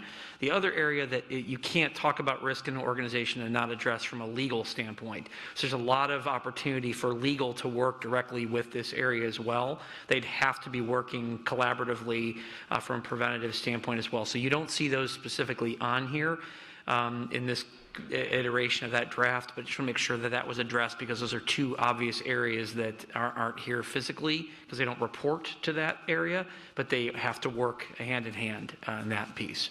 Unless you wanted to add anything that I may have missed there, Chief Newland. Just wanted to clarify that Dr. Savage said, Superintendent Savage said that, yeah, this division has tie-in to every department. So again, even though we're taking the risk positions and putting it in one division, you have to have a tie-in to every part of the organization because every part of the organization has risk. And that's what we're here for, to identify those risks, be proactive. I look at it, I kind of put it in this perspective.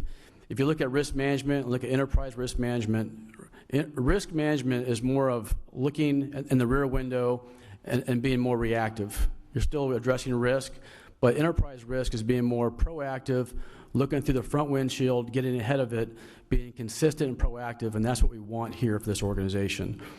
Again, I want to make sure that we brought this back to you with all your questions answered, things that we spoke about. Again, we want to make sure we spoke to various members of the organization. We spoke to other community leaders outside this division, this district, to get their perspective. And want to make sure, again, today to be here to answer your questions beyond what I've presented you already today and before our meetings we had earlier. So I'll stand by for any questions.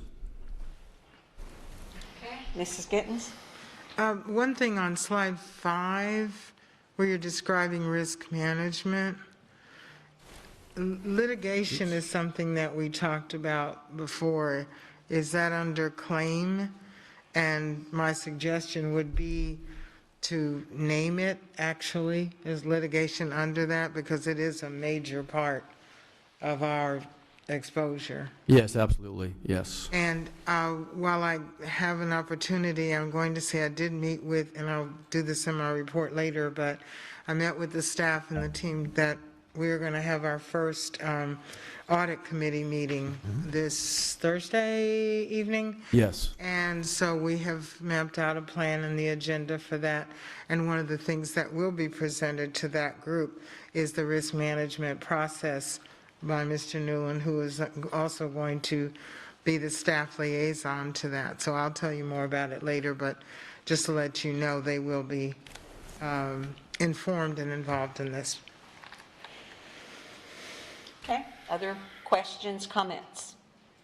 Yes. Well, I see. Oh, I'm sorry, I thought your hand, okay. I I'll think go to this Ms. end. Jordan had her hand up first. All right. Well, Eeny, okay, meeny, miny. I'll go. If you we'll go, Ms. Jordan, and then. Then Mr. I have to Sher. think and probably come back again. And- I did want to say that, thank you, Ms. Gittens. I'm really happy that you just mentioned that. I've heard from multiple people that sit on the audit committee. They were kind of concerned about this, and they definitely wanted to make sure that they were going to be privy of this information and have the opportunity to discuss it. I think you've had, Mr. Newland, you've had some people speak with you on this. And then I guess my one concern, because I didn't see this, this one part of it when we were all speaking about it, where they show like academic services and then they do like the split off. So the people in red are the ones that are being moved out of those divisions and put into. Yes, we wanted to show, as asked, that whether these are coming from what areas to create this proposed division. So students, so when I look at, say, for instance, administrative constituent services, I'm seeing, so that person right there is now moved out of, well, two of them are moved out of academics and they're moved over to this area. So, yes, because we have a lot of, how is that going to work? When I'm looking at this and seeing, because lately I've been hearing things that are taking place, that these two people are the ones who are in communications with the parents outside. Mm-hmm. But really, how they need to go to the other people that are mentioned here would be the people that they would really speak to on the matters at hand regarding different acts for children and things that are taking place. So how does that work with, if they're not with academics any longer and they're moved into this new division for risk management to prevent what, a lawsuit against the. Well, again, there's a tie-in, obviously, where no matter where you put somebody in a division, there's always going to be a tie-in to other parts of the organization, other divisions. So if you look at constituent services, for example, that person handles assessor. We also have in our office that person that handles threat assessments. They work closely together. So even though they're not in the same office or same division, we have constant communication because we deal with the same issue. Maybe the same student, same situation that starts off. It could be a threat assessment, it could be assessor report. So this is why the conversation was it would make sense to have them work together in the same area. No matter where you put somebody in the organization, you're going to deal with risk, but the important part to remember is you're always going to have a tie-in, a link to other divisions. We're always going to have a link to, as the superintendent said, we're always going to have a link to IT, always, because there's a lot of security that's related to IT. We have a link now from safety security to academic services. You're always going to have that link. No matter what you do, there's going to be a connection. We want to take, but the parts they investigate, the part they're working on, they do work closely together when it comes to what I mentioned. So then this would give them the opportunity to speak with the mental health experts and academic experts to resolve the issues at hand for the parents and our students. Yes. Okay, Mrs. Giovanelli, you had your hand up? Oh, she did first. Okay. Ms. Fisher, then Ms. Giovanelli. And then I want to. Thank you. So I have a lot of questions about this. Is this model utilized by some of the other top districts in the state? And what is this model? Again, this is the Enterprise Risk Division. Every district I spoke to has some type of model. I can't say they're all the same. Some follow, some have a risk management, some have an enterprise risk management. So for example, right after the Marjorie Stoneman incident, Broward County implemented an enterprise risk division. For that, again, that methodology of taking all your risk and put it into one area. So they may not be all exactly the same title, the same positions, but the concept is the same. Okay, so another comment I have is being very interested in the students who are our customer, our worker, and our finished project, and having history with student services. I'm looking at this as kind of a backwards movement in that area of student services and human resources. We have spent the last several years putting a lot of time, effort, and money into restorative practices and positive prevention, and I'm concerned with recent events that involve mental health issues, Baker Acts, and arrests of young people. I think that there is a lot of training has taken place with restorative practices, prevention, and trauma-sensitive approaches to school safety versus a punitive approach. I'm seeing that we're looking at this a little bit more with a punitive approach. So does that mean that we are abandoning what we have done? I mean, we have, before we punish students for inappropriate behavior, we have to teach them what that is and what are the alternatives, and that's exactly the basis of the restorative practices. And it is very popular and successful nationwide. So I'm concerned that we need a deeper level of understanding in all these areas of risk. I don't think that one philosophy covers all of these areas adequately, and I'm looking at the fact that we do need additional training, that we have risk assessment teams, mental health teams, and we have it all down on paper and it's perfect. But in reality, that is not what's happening in our schools. That is not, the message hasn't gotten down deep enough.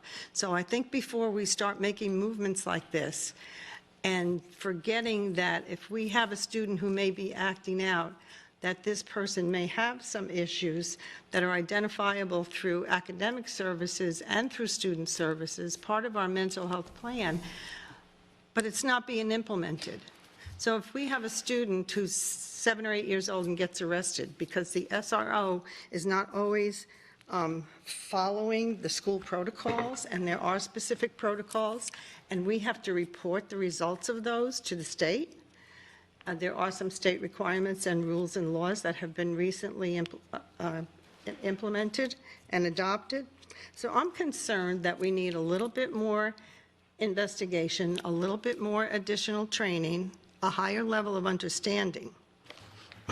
Another piece of this is that we are in the midst of a superintendent search. So I feel like we should wait on this big movement until we know what the result of that is, whatever it is, whether we end up keeping Dr. Savage or we end up entertaining some of the other applicants.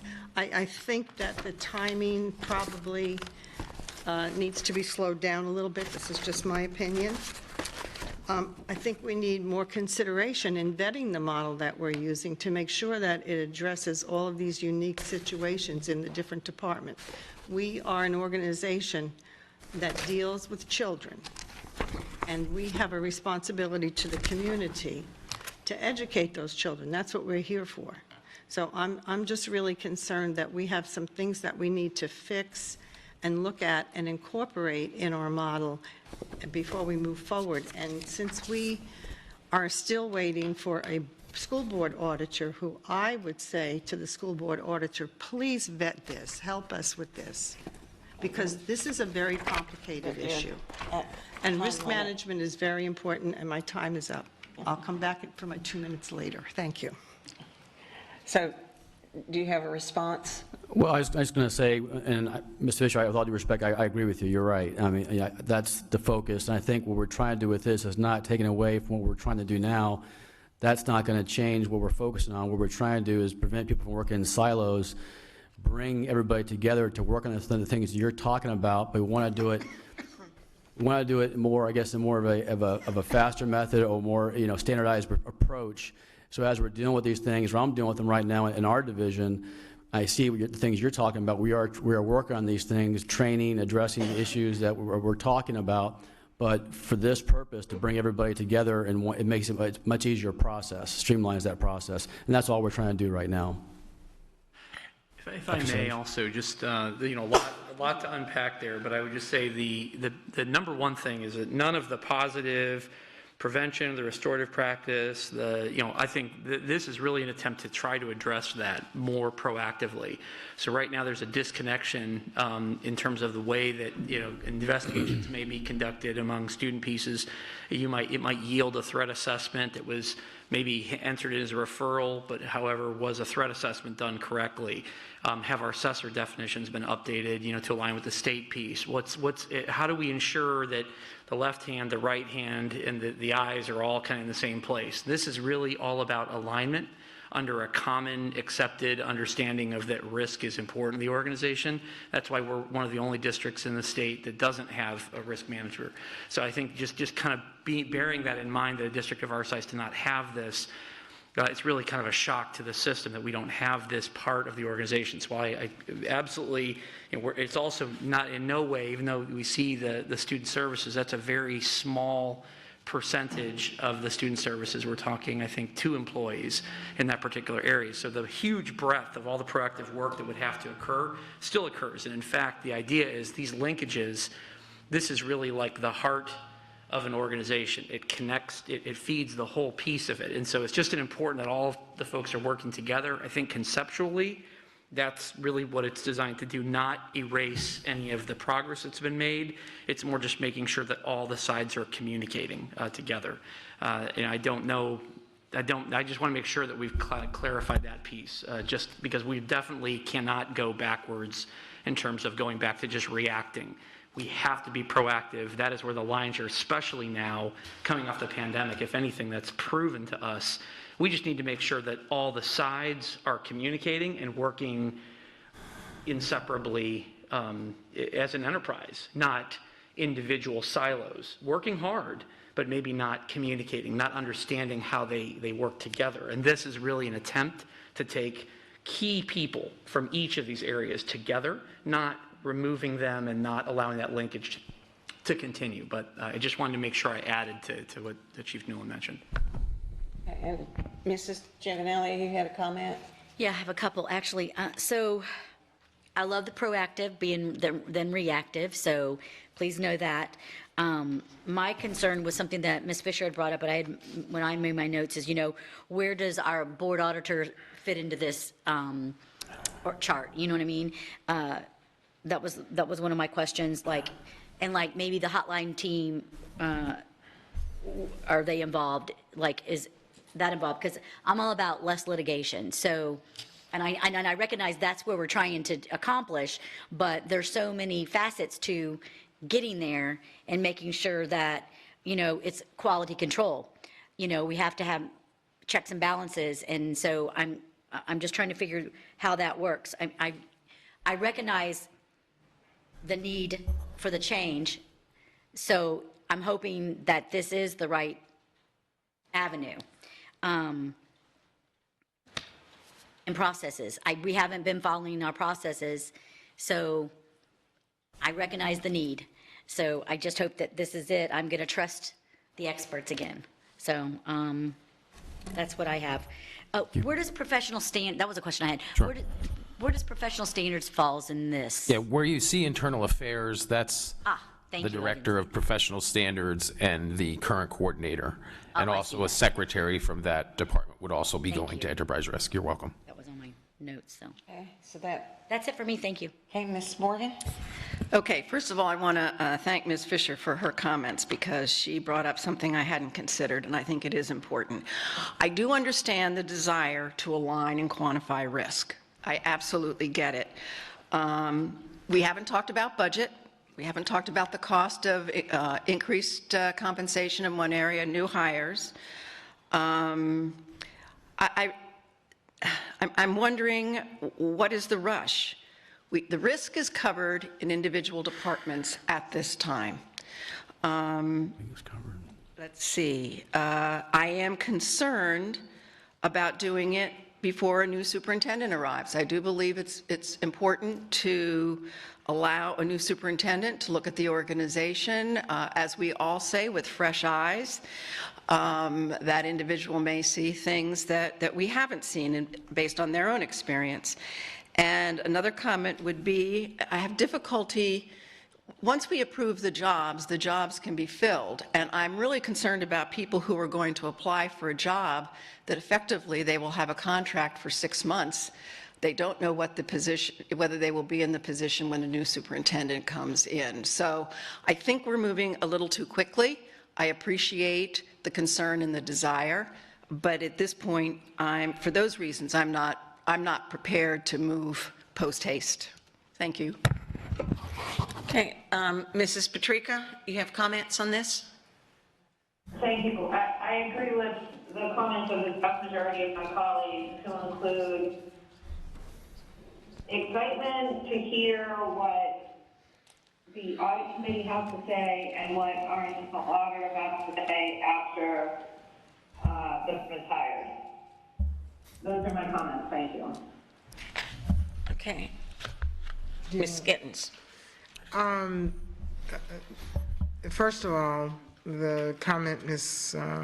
Patrica just made about our internal auditor, it's been brought up several times, and I am very, very, very concerned that we have not addressed that.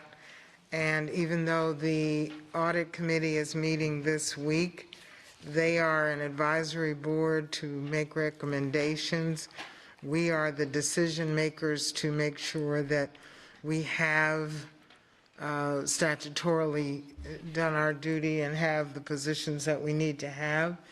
And I am very concerned that we do not have that statute that says we are required to have an internal auditor in place has been kicked down the road along with the advisory board. And it's been said, when we get the advisory board, we'll get their input and all that. And that's all well and good. And yes, we look forward to getting their input. But to me, we have shirked our duty to make a decision in a much quicker time frame than we have done so. To say that, if we get called on the carpet of the fact that we've been a year without an internal auditor, we can't say we were waiting on the advisory board. The advisory board is there to help us and recommend and assist what we ask them to do. So it's not that it's their decision. And regarding, I don't know, jury is out with me as far as going ahead and doing this now, but I do want to make the statement that looking at the org chart, there's only one future position. Everything else is just shifted. There's not additional costs. There's not additional, revenue necessary. It's just a shifting of who we already have. And overall, I look back at what Mr. Newland said about we're looking through the front window of the car and not the back window. And it is a well-known fact. We are a litigious society, and we have a red A on our head all the time to receive the back end of that litigation. It's just something that continues to happen, and we need to, whether it's next year or in 6 months or 9 months, we need to be doing our job now to make sure that that's not happening as much as it is. And the idea of having a group that represents each of the areas that could be potentially a risk area together and bringing their thoughts together as to, well, this happening in my department, and this is happening in my department. I don't see it as taking them out of their department. I see it that this picture as bringing together representatives from each one of these departments to discuss what's happening there. It's almost like having the principals meeting or something. You bring them all together and they can discuss what's happening. I don't see it as a major issue. I see it as a major help. I don't see it as getting rid of anything. It's not costing us actually any amount. It's just restructuring what we have. And if anything, in attracting someone to come to work as a superintendent here, I would think if they see us putting in place and having things in place that we are forward thinking about our issues and not having as much litigation and not having as much risk involvement, it would be attractive, but that's just my thought. Yeah. Thank you. At your time. I wanted to make a couple comments. First of all, one of the things that I'm taking a look at personally is a discussion that we had a really long time ago about the vertical and the horizontal. And I think all of us need to remember that even though we have these flow charts and this one, and I love flow charts, I like to know who reports to whom, but there has to be in education and probably in most other business world too, that horizontal that I see here. That said, I do have some concerns about some of the positions and where they are placed, because I'm going to go back to some of what Ms. Gittens just said about the auditor. And one of the things that I was really looking forward to seeing when we had RSM was the deep look into our positions, because I have a feeling that we have some redundant positions. And I know for a fact that we have some people that might be, like here on a director level, here on a director level, and this one's doing a whole lot more, earning his or her money, so to speak, than the other person. We kind of have to, you can never totally level off everything, but perhaps some jobs can be combined in ways that you haven't looked at, or perhaps some jobs are spread too thin. But I know I'm looking forward to putting ourselves in compliance again with an internal auditor, and my recommendation is going to be that internal auditor continue to look at departments with a focus on the jobs in the departments, because I'm positive there are jobs that are spread too thin, and there are some jobs that are superfluous. So I see benefit in this. I would say proceed cautiously, based on what some of the board colleagues have said, which doesn't mean that there can't be some smaller combinations or smaller ways to put certain sections of this plan together. Does that make sense? Is that a possibility, instead of doing the whole 9 yards here, to start with maybe one section of this, or will it just not work in your estimation? Well, we have to look at that and see if we're talking about what part we start with. I think the biggest thing for me is to look at, we don't have a risk at all. And that's going to take time to put that in place. And that's to me my biggest concern for this organization, is moving forward with that, and getting that started. But, we can look at that. It just depends on what would we start with if that was to happen. Right. And just to add on that, just to give you a couple really basic examples, within the first few weeks in the job, I'm having to sign out $500,000 of settlements and so forth within the first few weeks. There's, just going to use an example, when we talk about insurance. So you have meetings that will occur on a monthly basis where they're reviewing just significant levels of claims, patterns of claims, specific issues. Yet there is no action plan being derived. We're talking about the claims, we're hearing what they are, we're seeing the patterns, but who's got the action step to put proactive work in place to get ahead of it, to get at the root of that piece? And then I just look at the peers. When other districts have risk management, it's a thriving function of that piece coming from the state. So right before I came back to Lee County, one of the powerful elements, and they have a revolving door. The state level does not pay a very high level, and so they have to constantly be onboarding new employees, new leadership. There's a lot of turnover. It's also political, because the political appointees. And one of the things that they have is a very robust audit function. They don't just do financial audits, they do significant recurring process audits. So what you find when I came in and tried to help in some of these areas, I was able to get robust audit reports that showed me for 3 years what was the consistent problem spot in organizations. So some of the direction that you were speaking anecdotally about getting from RSM, things along those lines. Those are powerful opportunities when you have a very mature strategy developed addressing risk, not as an isolated individual activity, but as an enterprise-wide concept where you really understand what your pain points are, you understand how much they're costing you, and you build processes proactively to address them. So I understand any kind of change is significant, and I get that. Now, the idea of what I pushed on the team when they worked on this model was do this as close to cost neutral as possible, as close as possible.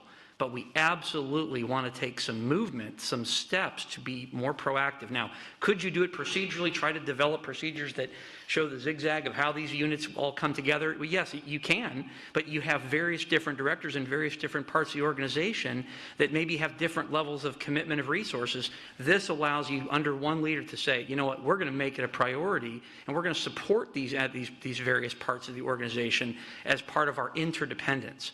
The other piece that we didn't address is the independence.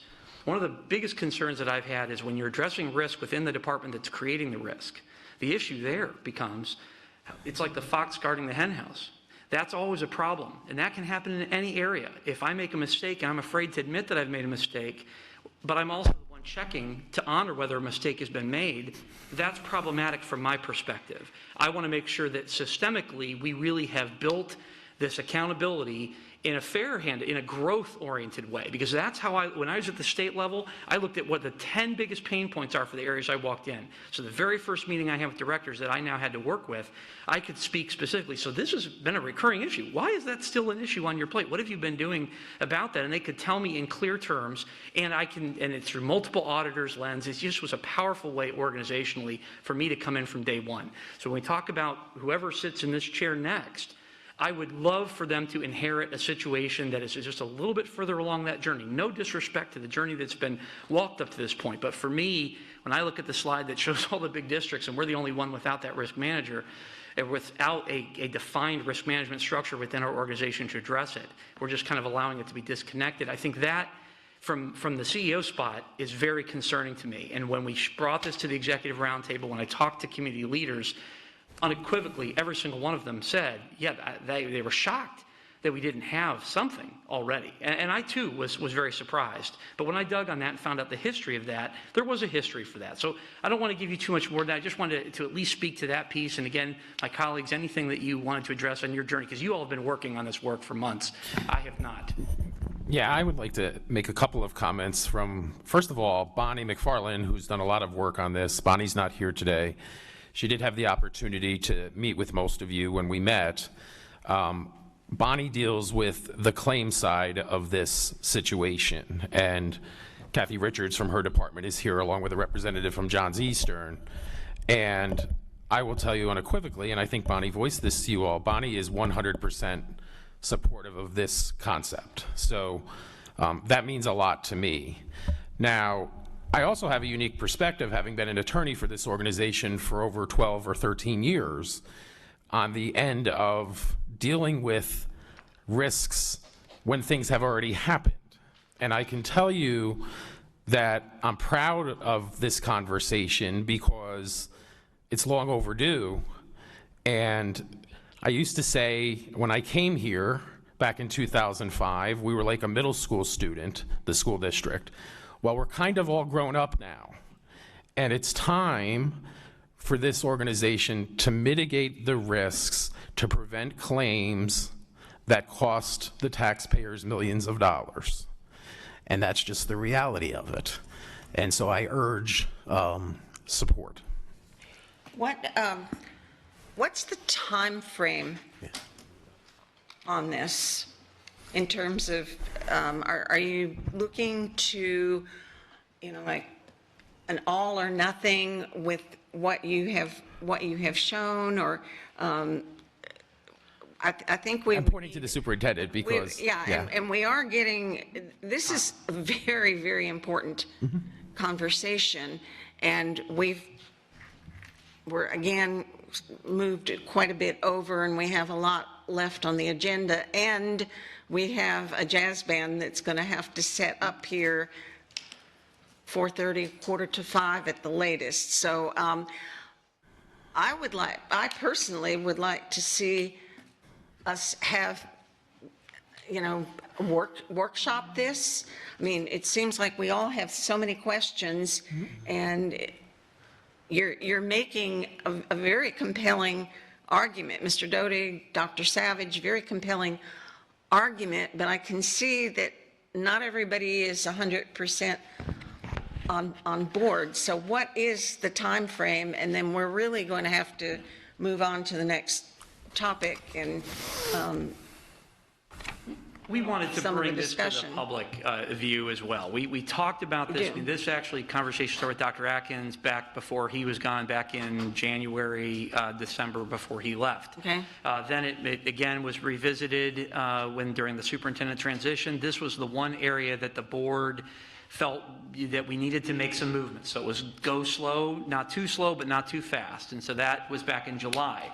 So I charged the team to really beat it up, take it offline. It wasn't work that I was directly involved with, and then bring it back to the board members one-to-one when you had something that had been beaten up internally. You'd worked out a lot. You'd had a lot more engagement with the staff internally who would be impacted by this. Does it work? What are the finer points of those things? Obviously, some of these things were necessitated with, like our recent hire of the new professional standards piece of that as well. Those are things that kind of pushed us to make to bring this back to the board, but also to the public. We wanted a chance to get a lot of different audiences to weigh in.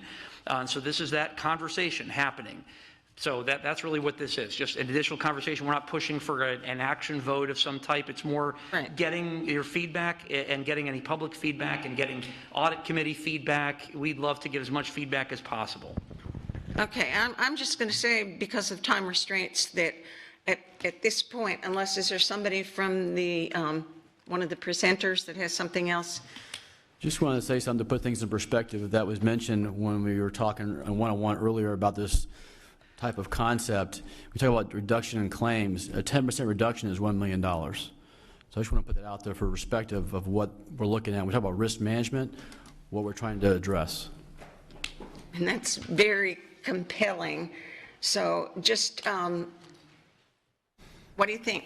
Madam Board yeah, I see your hands, but no, I understand that. I was going to make a suggestion with the well, hands. I'm in the middle of saying something, Mrs. Gittens, so you can make your suggestion if you don't agree with what I'm about to say.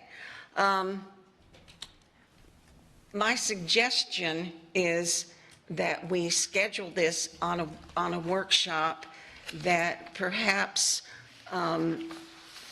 we can bring forth pointed questions, or because you make a very compelling argument, and certainly we've had to pay out a lot of money that we should have been responsible and getting in there before things escalate. So this is what I'm going to ask right now. How many of you would like to have this discussion continued on a workshop, looking at the benefits, the challenges, and ways that maybe it can be pared down, or some other ideas? So what do you think? Yes, to a workshop. Okay, Ms. Gittens? My comment is, there were 3 of us that had our hands up. 1 to 2 minutes for each of us to make a final statement. Okay, what do you think about, here's the ask right now, Ms. Gittens. What do you think about workshopping this? I'm going to say no, because I think we need to have 2 minutes now to say what we need to say. Okay. Ms. Jordan? Absolutely. Okay, Mrs. Ciafanelli? I don't know what was this? This was a briefing. This is better than a workshop. So I think that I had questions that actually would just enhance this. And so I think kicking this can down the road is not going to get us any farther, and it's not proactive. It's going to be reactive, and I think we need to just deal with it, and we need to finish talking about it. So I'm okay, Mrs. Fisher. So I have a bifurcated answer. yes to a workshop because I think this needs a deeper dive, but I do think that for each of us to take our 2 minutes with some comments that may have resulted from the presentation would be imperative also. Okay, Mrs. Patrica. Yes to a workshop, please.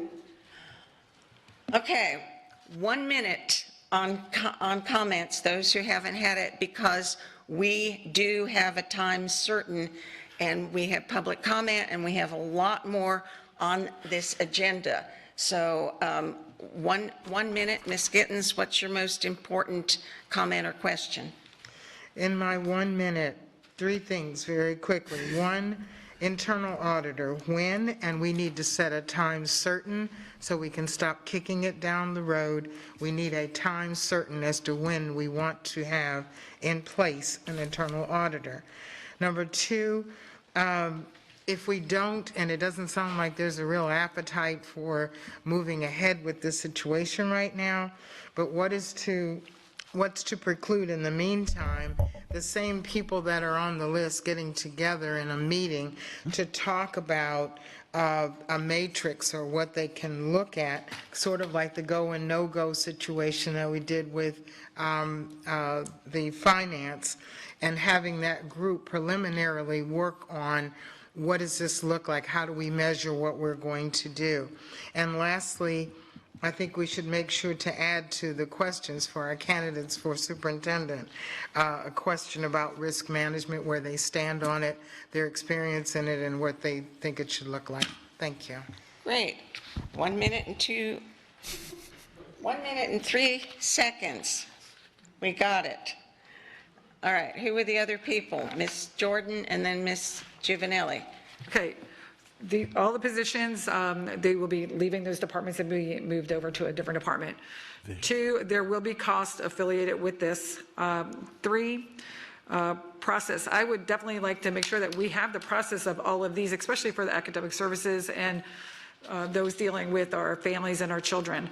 What are those processes? And we should not be waiting for those to be done. Ms. Fisher, thank you very much for bringing all of that up. You spoke it so much better than I would have, and I really appreciate that. But I really think that we need to make sure that we are following the processes right now. We don't need to wait. We should be doing that. There's no reason why we're not doing it. And we have to be accountable. Someone has to be accountable for what is going on right now, not once we put this together.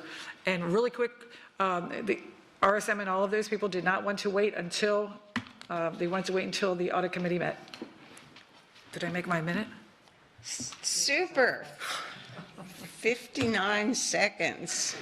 There you go. All right. Ms. Giovanelli. I can talk really fast. Let's see if you win. Okay. We already know that we need an auditor, so we should be advertising for that right now. I don't know, we don't need to have a meeting or a workshop or brief it, because that's just kicking that can, as we know. I'm going to bring up a really good point. He said it. $1 million cost savings. That's what it is. That's not going to cost more. It's going to cost less. It's going to be a benefit. It's not a negative. It's a positive. So there's pros and cons. There's more pros than there are cons. The cons is the culture needs to change. This is changing culture. This is what starts that.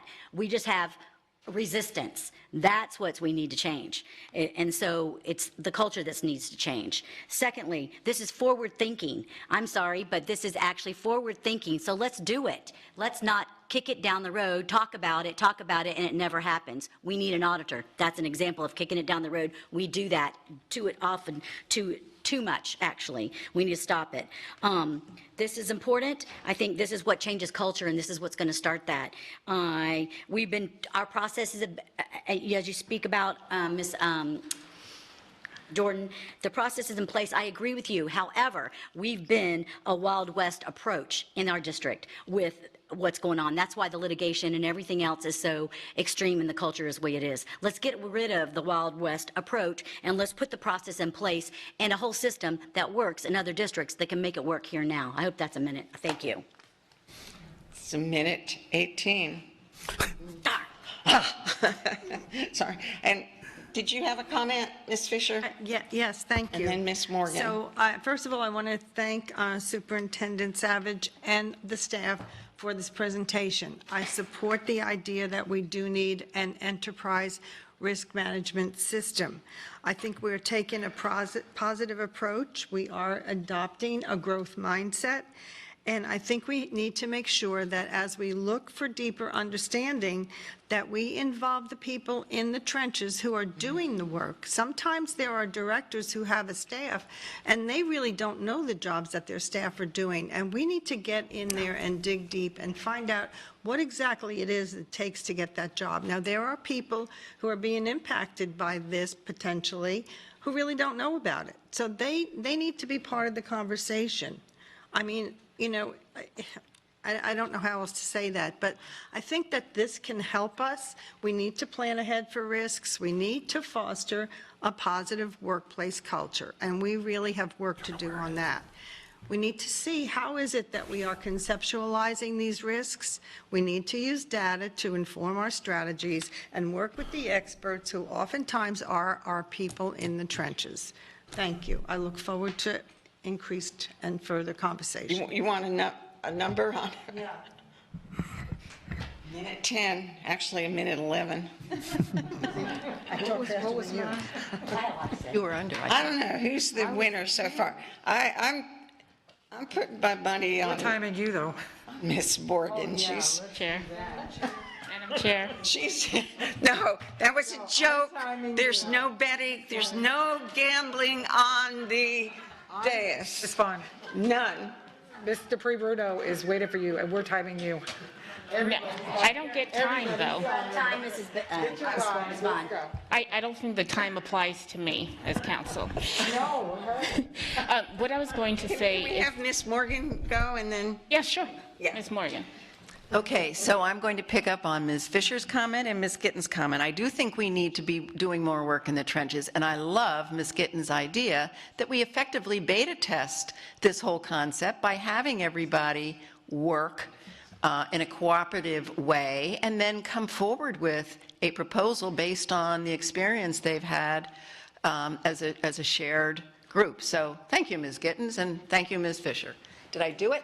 Oh, she 26 seconds. And again, just so you know, no betting has occurred and no animals were injured. Thank you. Mrs. Dupree-Bruno, Thank you go you. ahead. I'm not timing her, Ms. Dupree-Bruno. Thank you. I appreciate the board moving forward with the workshop on this because from a legal standpoint, I do think the more proactive that we are, the better that we'll be able to process and the better that we'll be able to protect the district from liability. So I do appreciate that risk management is something that's extremely important, and I would like to get legal to a point where it is more proactive than reactive, because reactivity is what cost us more. So I appreciate that. Great. So we will workshop this. There's so many good ideas. I see Dr. Savage has been just writing them all down, and there's always that tape, the video to rewind. But I think it's been a productive discussion. A lot of ideas came from it. And we'll get this on a workshop so we can explore all of these things. And thank you very much for your hard work on this. To be continued. Thank you for your time. I appreciate it. Thank you. All right, so we have a next topic is principal coach job description, and this is presented by Dr. Jeff Spiro, Chief Academic Officer, and Mr. Robert Dodig, Executive Director of Human Resources. So, gentlemen, Thank dive you. in. So we have 5 minutes, so I'm going to talk fast. Dr. Spiro and the team in HR developed this job description that is before you today. The purpose of the position is to provide 3 or 4 veteran or retired principals to provide coaching and mentoring to existing principals that may be in need of that additional coaching. It's similar, and the job description is similar to instructional coaching positions that we have in the district. And it at this time, I believe, would be funded through ESSER. If there's funding questions, that's how the funding would take place for this position. But otherwise, I would invite you to ask questions of myself, Dr. Spiro, or Dr. Savage. All right. Okay, Mrs. Morgan. I guess what I struggled with, what's the difference between a principal coach and an executive director? So I'll give you from my point of view. The principal coach would be one that would be working intensely, almost on a weekly basis with a principal or two or three that are designated that really need to have that ongoing mentoring. This would be one that would not be an evaluative position, but rather one that helps build the capabilities and the skills of the leader that he or she is working with. And one of the reasons that this came to light, recently we've had the opportunity to work with the Wallace Foundation, which is a principal pipeline. And one of the pieces of research that came out of that in 2021 was the impact of the principal. And it basically says, other than the teacher, the principal has the second greatest impact on student achievement. Additionally, it went on to find out in that research in 2021 that the principal has the greatest impact, negative impact on teacher retention and or teacher climate inside of the building as well, which we've talked about before as well. So as the executive directors are working on larger instructional strategic plans, working intently with the schools, this would be more of an intensive side-by-side type of a coaching. Thank you. Okay, Mrs. Gittens. Okay, a couple of questions. Don't we have principal mentors, correct? Do we have mentors for principals? Leads. We have principal leads, which really it's not really a mentor position as much as it is a mechanism to try to take district-wide initiatives and bring them down to the ground level in a school. So I wouldn't classify it wholly as a mentor position, Ms. Gittens. There is a mentor component to it, yes. But there is a principal lead position. Yes, ma'am. Okay, and we've got recently, not long ago, we added the associate principal position, and I honestly, and not to be negative, I just, on the conversation we just had about, risk management and how and when we can do those things, I am just not a proponent at this time of adding any more positions, especially when I look at the vacancy lists. And if you have a school, I was listening when you said some principals, are the biggest, quantifier for keeping teachers and all of that. Well, to me, if you're looking from an executive level at a school or let's say all the high schools, and this school is losing teachers on a high level, then that would trigger the executives to go out and somebody to do something or whatever.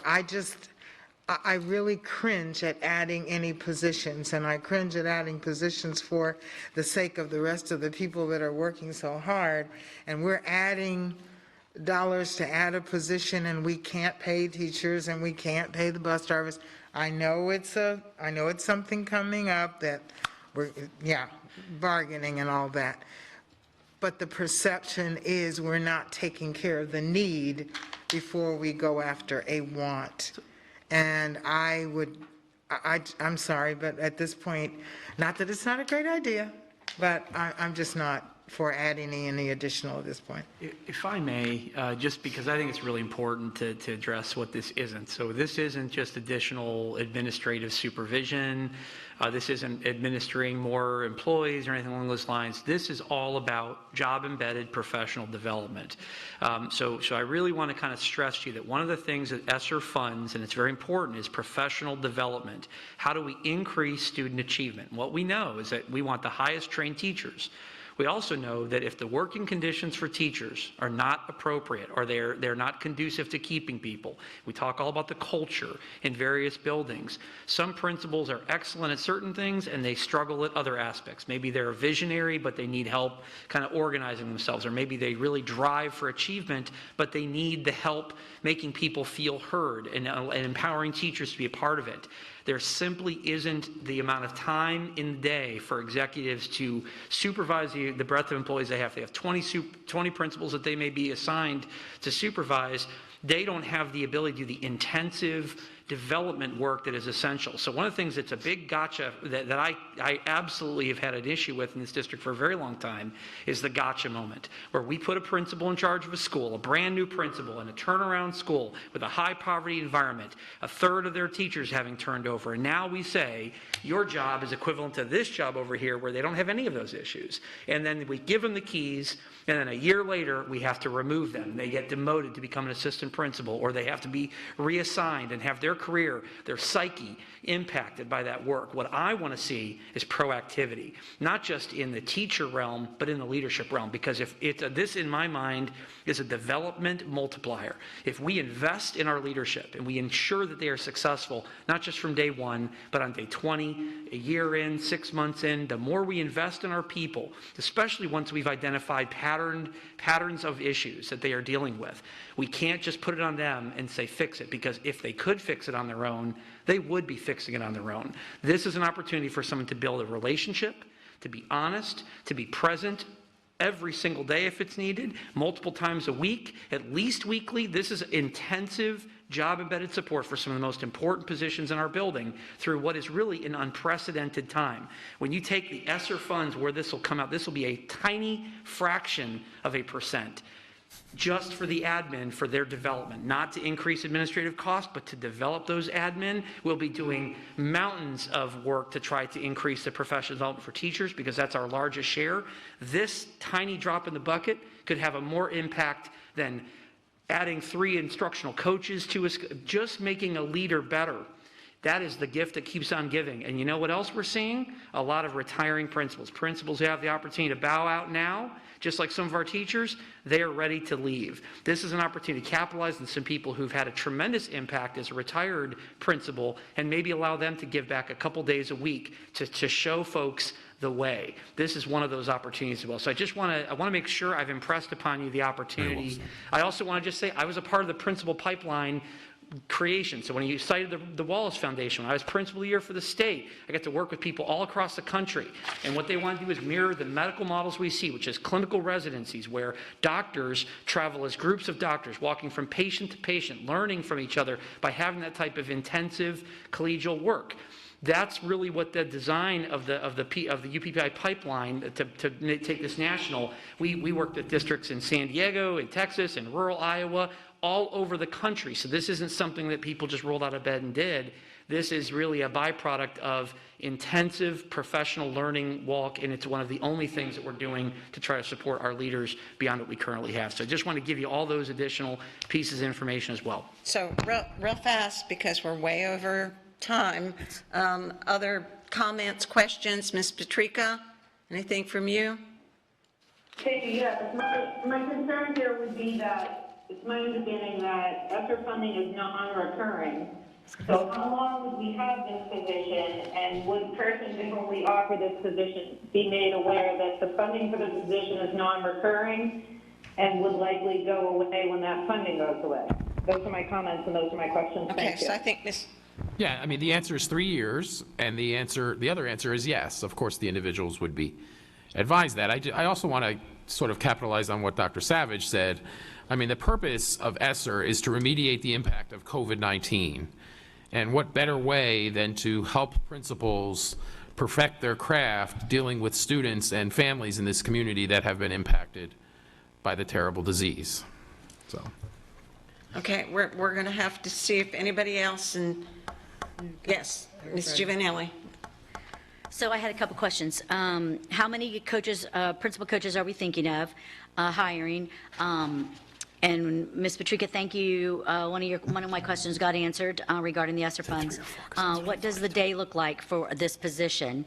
Because you mentioned Dr. Savage, you mentioned sound like part-time, and I read that it's 255 days a year, so that is my concern. Unfortunately, I believe this is reactive to our COVID situation and not proactive, but I believe this is part of accountability status that's needed in the professional development, and what better way to put our money and our resources back into the classroom.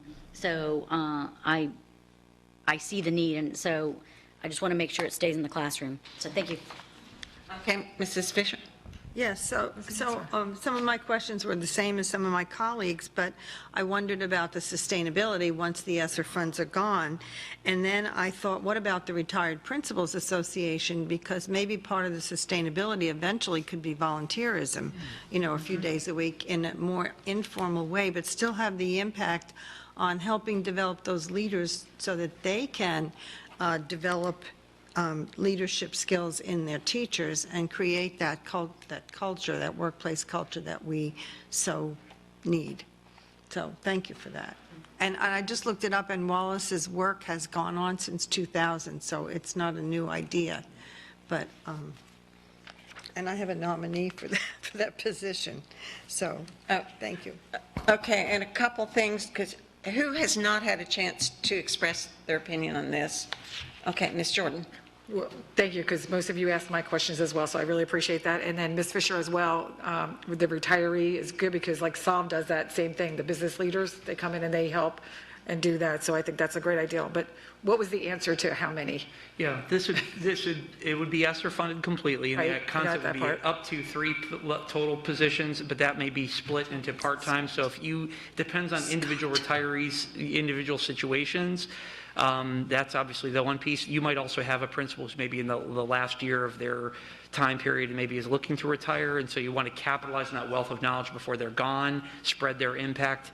Or it may be someone who is looking to make a change. There's a number of different profiles what you're looking for. You're really looking for people who can coach and really have been very successful and can bring that additional piece to a lot. We have a lot of very new principals, first, second year folks. There will be a total of 3 positions.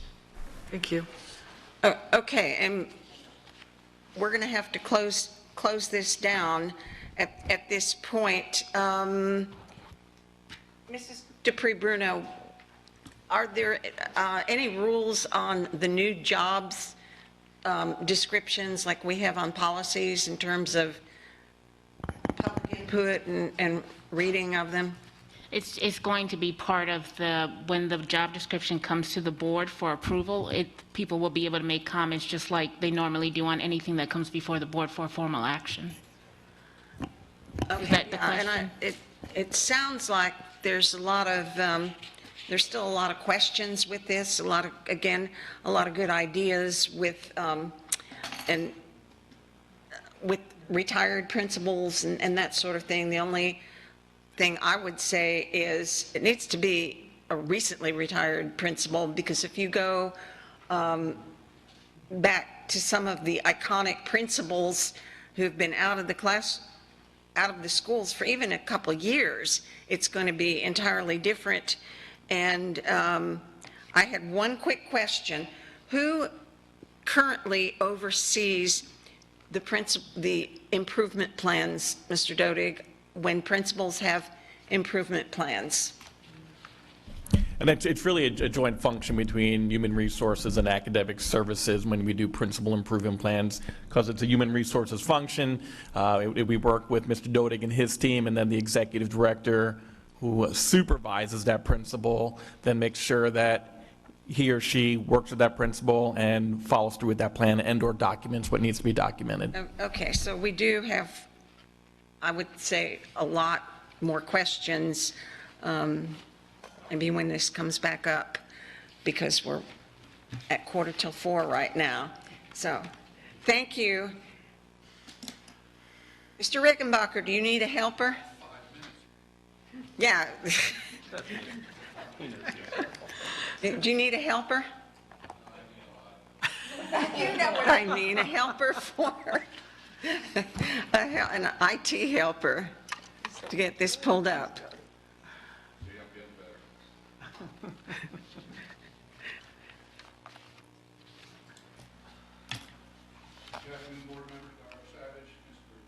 Microphone. You're not on. Am I on now? Can you hear me now? Mm-hmm. All right. This is your project capital update for November 2021. Behind me will be maintenance, and Kathy also has one brief discussion about a community event she'd like to speak to once I'm finished up here.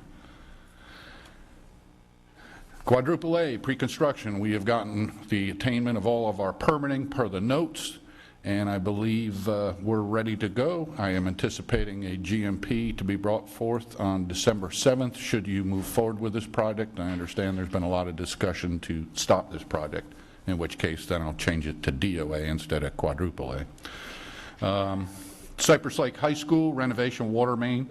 You can see November 15th, 2021, the project start date for the work and the anticipated work authorization. That's for some repipe work. Fort Myers High School, again, our repiping in the gym building. Right now we have walked the site. We're doing our drawing development. We should have a proposal from the engineer on the 29th, and we're anticipating that being a summer project over June 2022. Fort Myers Middle Academy, we have a water line replacement that is required on that. We received an executed MEP contract, and December 5th, 2021 is the anticipated drawing completion, and then we can work on the work authorizations to get that work going when it does not interfere with school. Franklin Park's elementary rebuild, we're in the phase 1 process right now. We have begun our design meetings. We have asked you to consider the site across from James Stevens as a temporary staging campus. We're still waiting for direction on that. December 2022 is the projected scheduled completion of the portable campus, in which case we would try to move the students in over the Christmas break into the portables as we begin demolition. The demolition, we have asbestos on that campus, so obviously I want to get all the students out of there before we start potentially any contamination. October 2023 would be the anticipated construction start. G. Weaver Hips Elementary School, new pre-construction of the pre-K program. Right now, we have, they require about 30,000 square feet, so there has been scope creep on this project. We've talked at the last construction meeting involving this, and it looks like that potential GMP on that school could come in at between $14 and $15 million. The original concept was 20,000 square feet, which was similar to what we did at James Stevens, but when you're designing it per SREF and the square footages and an interior play area, which required us now to move the existing bus loop out on that campus, which was $1 million worth of site work, which had to move the playground. Everything snowballed, so we've put that out there. We're going to be discussing that further internally in the capital committee to see whether we can fund or move forward or what we do in that respect. Harns Marsh renovation, freezer cooler. Again, these are the designs. We're actually going outside the box because of long lead times. We're going to procure these now without having a general contractor on board.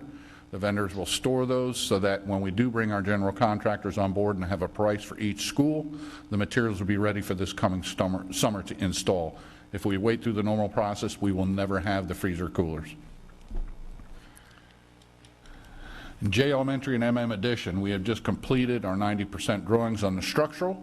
I've alerted them to the potential look at some of the steel from quadruple A should you choose not to go forward with that, so that we can repurpose that steel if I need to, if we cannot get a credit for it. So they've already been alerted to that, and we will look into repurposing that steel. November 4th, we had 90% drawings completed. On December 2nd, there is an anticipated community meeting scheduled for J Elementary.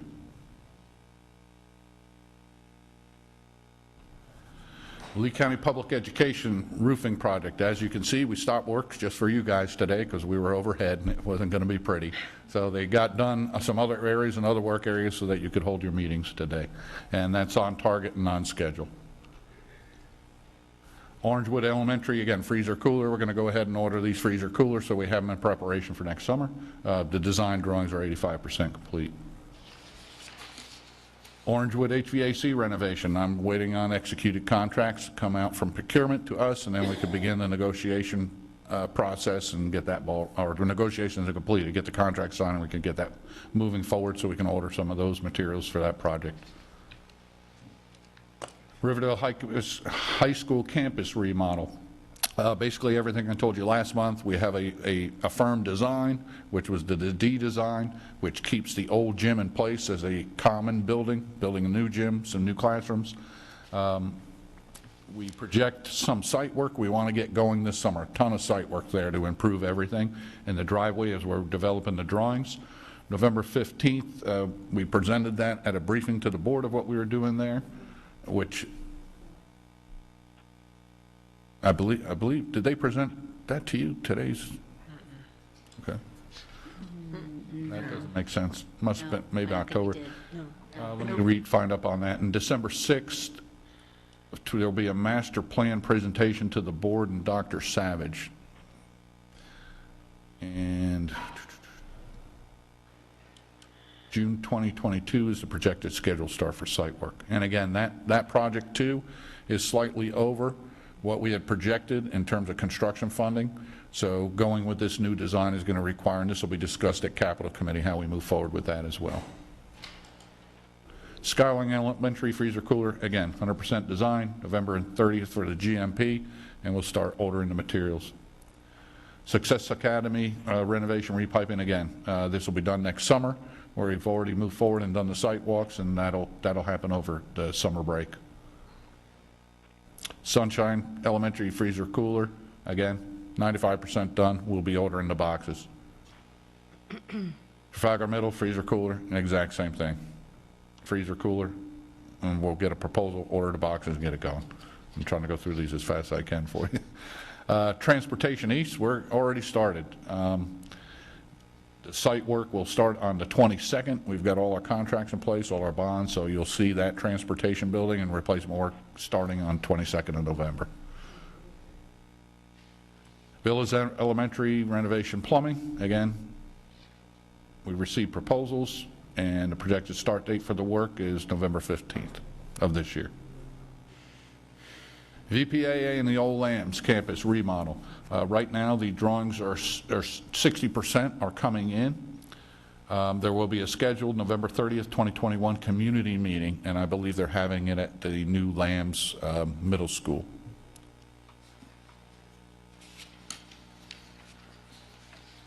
VPAA and Old Lambs renovation of portables. We walked the site October 27th with a contractor. All subcontractors had an open walk on November 15th, and the projected start date to begin the renovations of those portables that are currently on site, they're in need of some help, will be November 22nd. Single point entries, I promised you as we got all the work authorizations, you'd see a long list, and we've got all our drawings, we've got our contracts, the architects are out there, we're meeting with principals, so you can see the list is being compiled. It's pretty hefty and all that work. And the next portion is the maintenance portion.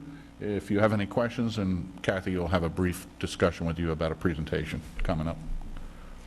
Okay, so who has a question on the portion that Mr. Rickenbacker just presented? Yes, Ms. Gittens. Just a quick question. When you create the portable city for Franklin Park, where are those portables coming from? Portables for Franklin Park could be coming from behind Lehigh Senior. So originally, those were set as a staging for a middle school. Anyway, so I'll follow up on that. Same. They were originally they were at another high school. Before that, they were at a middle and an elementary. They get repurposed. We provide the normal amount to occupy the students, have student dining, administration, office, clinic, and so forth. No, I understand that. I'll speak with the superintendent. Is that it? I just had one quick question. I just wanted, is that it? Yes. Oh, is that it for Jordan. Okay. I just had one quick question. You said that you were waiting for directions. Were you waiting from us directions for Franklin Park? If you want, I would be happy to go with my direction, but the superintendent had alerted it needed to be vetted with the board first, whether or not the property across from James Stevens would be the most appropriate for the portable staging campus for Franklin Park. My opinion, from a physical standpoint and a logistical standpoint and a feeding of the kids standpoint, proximity to the old school, it would be, in my opinion, your best move, but it's a bigger decision than just my Yeah, and I thought we already had, like, the water, everything was already there, and it would be easier for, okay. Yeah, the issue was, it was brought up at one of the board meetings, probably maybe a month or so ago, that just concern about disrupting the athletics that occur after hours on the site across the street.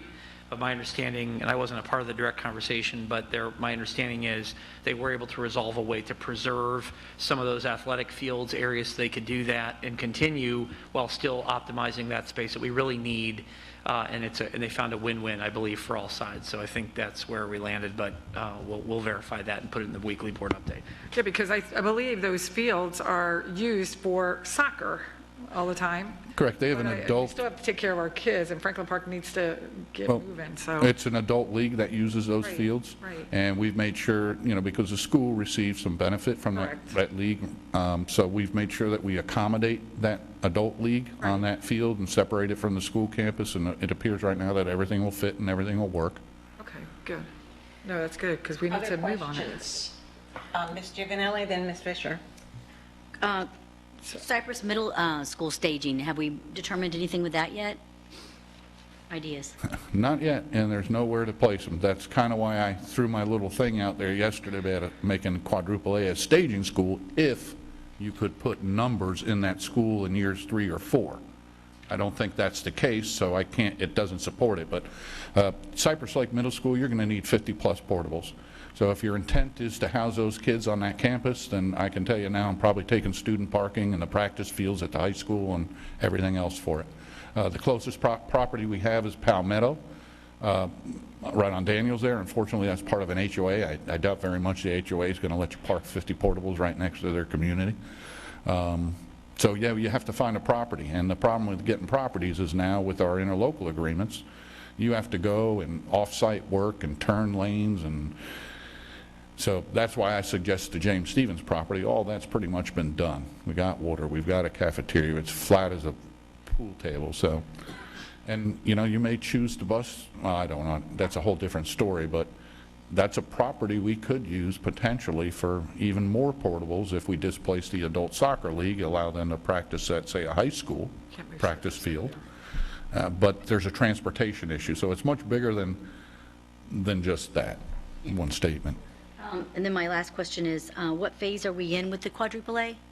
Say again? What phase are we in with the quadruple A? I'm at the stage 2. I was preparing to come to the board with a action vote for December 7th for the GMP and total project cost.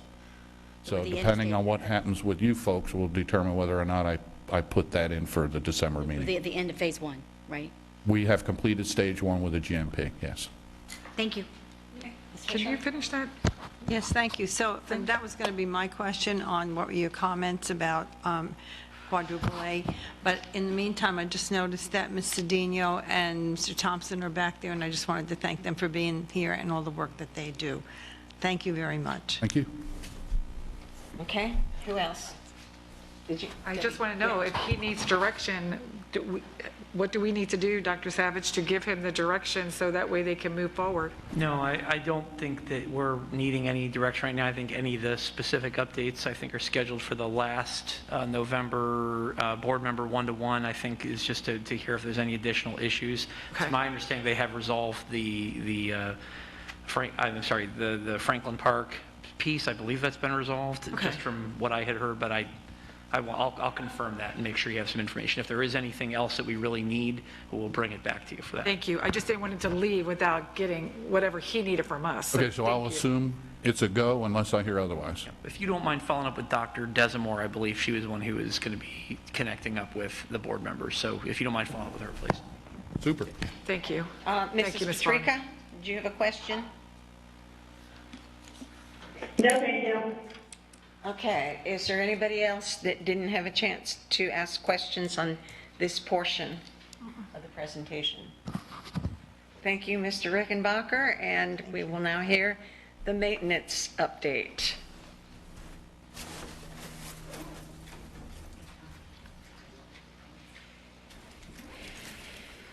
And so we have Ms. Barbara Sedano, who's the Assistant Director of Maintenance Services, and Mr. James Thompson, who is the Coordinator of Energy Management. Good afternoon, board members, Dr. Savage, Ms. Kathy Dupree-Bruno, and fellow colleagues. Thank you for the opportunity to present this afternoon. This side of the presentation will be covering some of the capital projects that we are managing on our side. So the first category that we're going to be discussing today are flooring upgrades. Currently, these are the sites that we are targeting flooring upgrades at. All of these will be full campus upgrades with the exception of South Fort Myers High School, which is going to be a partial upgrade. We've already done portions of the campus, so the only thing we'll be targeting is this entire second floor and one of the first floor corridors. The flooring upgrades that are being performed is because the carpet and VCT tiles are aged, worn, and deteriorated, and in some cases compose trip hazards for staff and students. As for our current status, vendor estimates are currently being reviewed by maintenance department staff. The second second set of projects that we're managing are window upgrades. As you can see from the list, there are 3 sites that we're performing these upgrades at. The existing windows are made of tempered glass and/or are of the jalousie window type. These windows are aged, not in the best condition, and in some cases we're experiencing an inability to obtain needed hardware for repairs. The new windows installations, as you have seen from past presentations, will be the hurricane impact glass with the low emissivity feature to reduce the amount of heat that enters the classroom spaces, which increases the need for additional cooling to those spaces. This work will be performed during the 2022 period.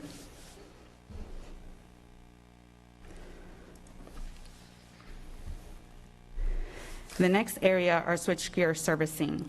This year, maintenance services is working with contractors and performing services at 5 sites. The purpose of the service is to prevent switchgear failure. This type of project is a proactive approach in ensuring that breaker panels are clear of particulate matter that could lead to arc flash and/or system failures. Additionally, the servicing allows for breakers to be exercised, torque fittings to be checked and retorqued, and last, it gives us an opportunity to identify any potential problems that need to be corrected to prevent an interruption to the learning environment. These projects will be performed also during the summer of 2022. Our next section for discussion are window blinds. We have, as you can see from the PowerPoint, 3 sites that we're focusing on this year. The blinds are metal, they're in poor condition, they're broken, and in some cases, they cannot properly close. Therefore, it has an impact during active shooter drills where the blinds are supposed to be closed. Additionally, the inability to properly close these window blinds allows, again, for UV light to enter the spaces and add additional heat load to the classroom spaces, again, causing the HVAC system to work harder.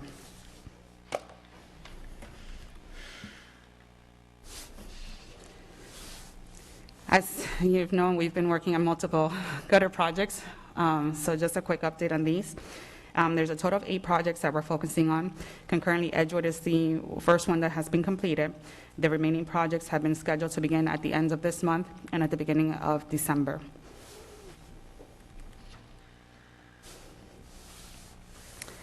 The next focus area are door upgrades. These projects will be partial upgrades to existing hollow metal doors and frames.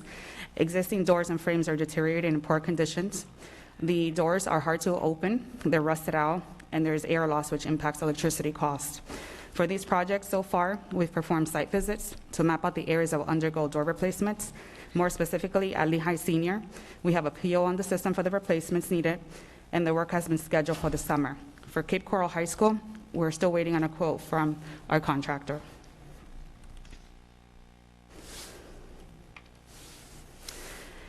With roofing projects, there are 2 projects that we're working on this year. The first one is at Lehigh Senior. The roofing upgrades will only be on the flat surfaces of the campus. The main parts of the campus were already replaced during Hurricane Irma. Concurrently, at Lehigh Senior, there are barely any granules left on the flat surfaces.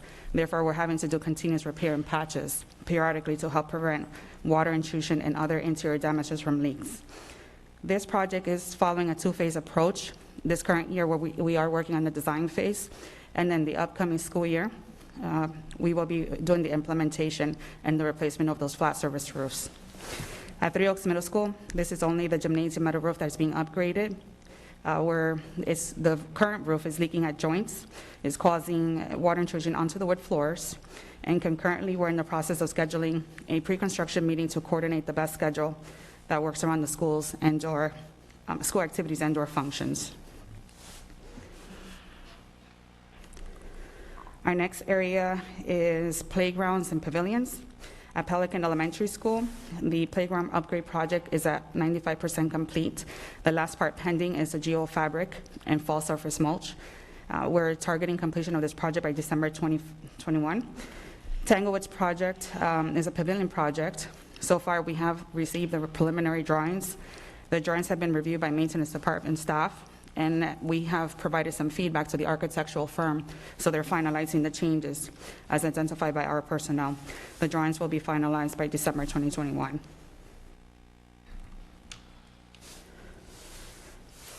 This next area is a fire system replacement. It's a complete fire replacement system for Cape Coral High School. Concurrently, the backbone of the system is being roughed in. This involves running control cabling throughout the campus prior to branching circuits to the core of the fire alarm system. Our next project at Cape Coral High School, I believe I've mentioned this one before. This is a project in which the existing septic tank and drain fields are being eliminated and tied into the city's sewer system. At this time, a site survey has been completed and the engineering firm is finalizing the drawings for maintenance staff review. We are targeting receipt of the preliminary drawings by December 2021. Cypress Lake High School, restrooms. At this time, we're currently in a design phase for this project. The design team will be providing us the detailed drawings depicting new plumbing and lighting fixtures, partition placements, stall modifications to ensure ADA compliance. And for this project, we will be targeting all the gang restrooms, refurbishment of them.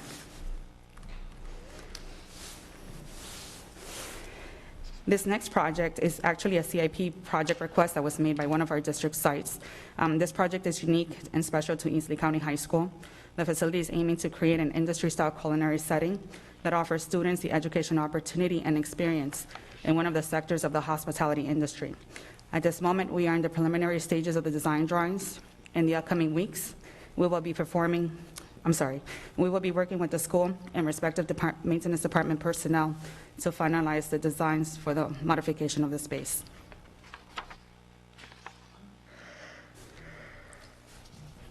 Then this next slide is our Tice Elementary elevator upgrade project. I have mentioned this one in the past as well.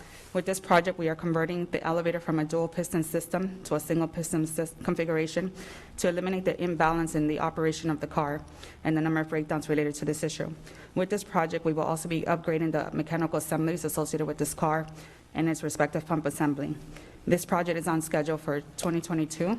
The scheduled start date is June 3rd. And it's estimated that this project will be completed in about a 5-week period. All right, those are our updates for this afternoon. Okay. Questions, comments? Let's go for maximum 2 minutes. Ms. Gittens, please.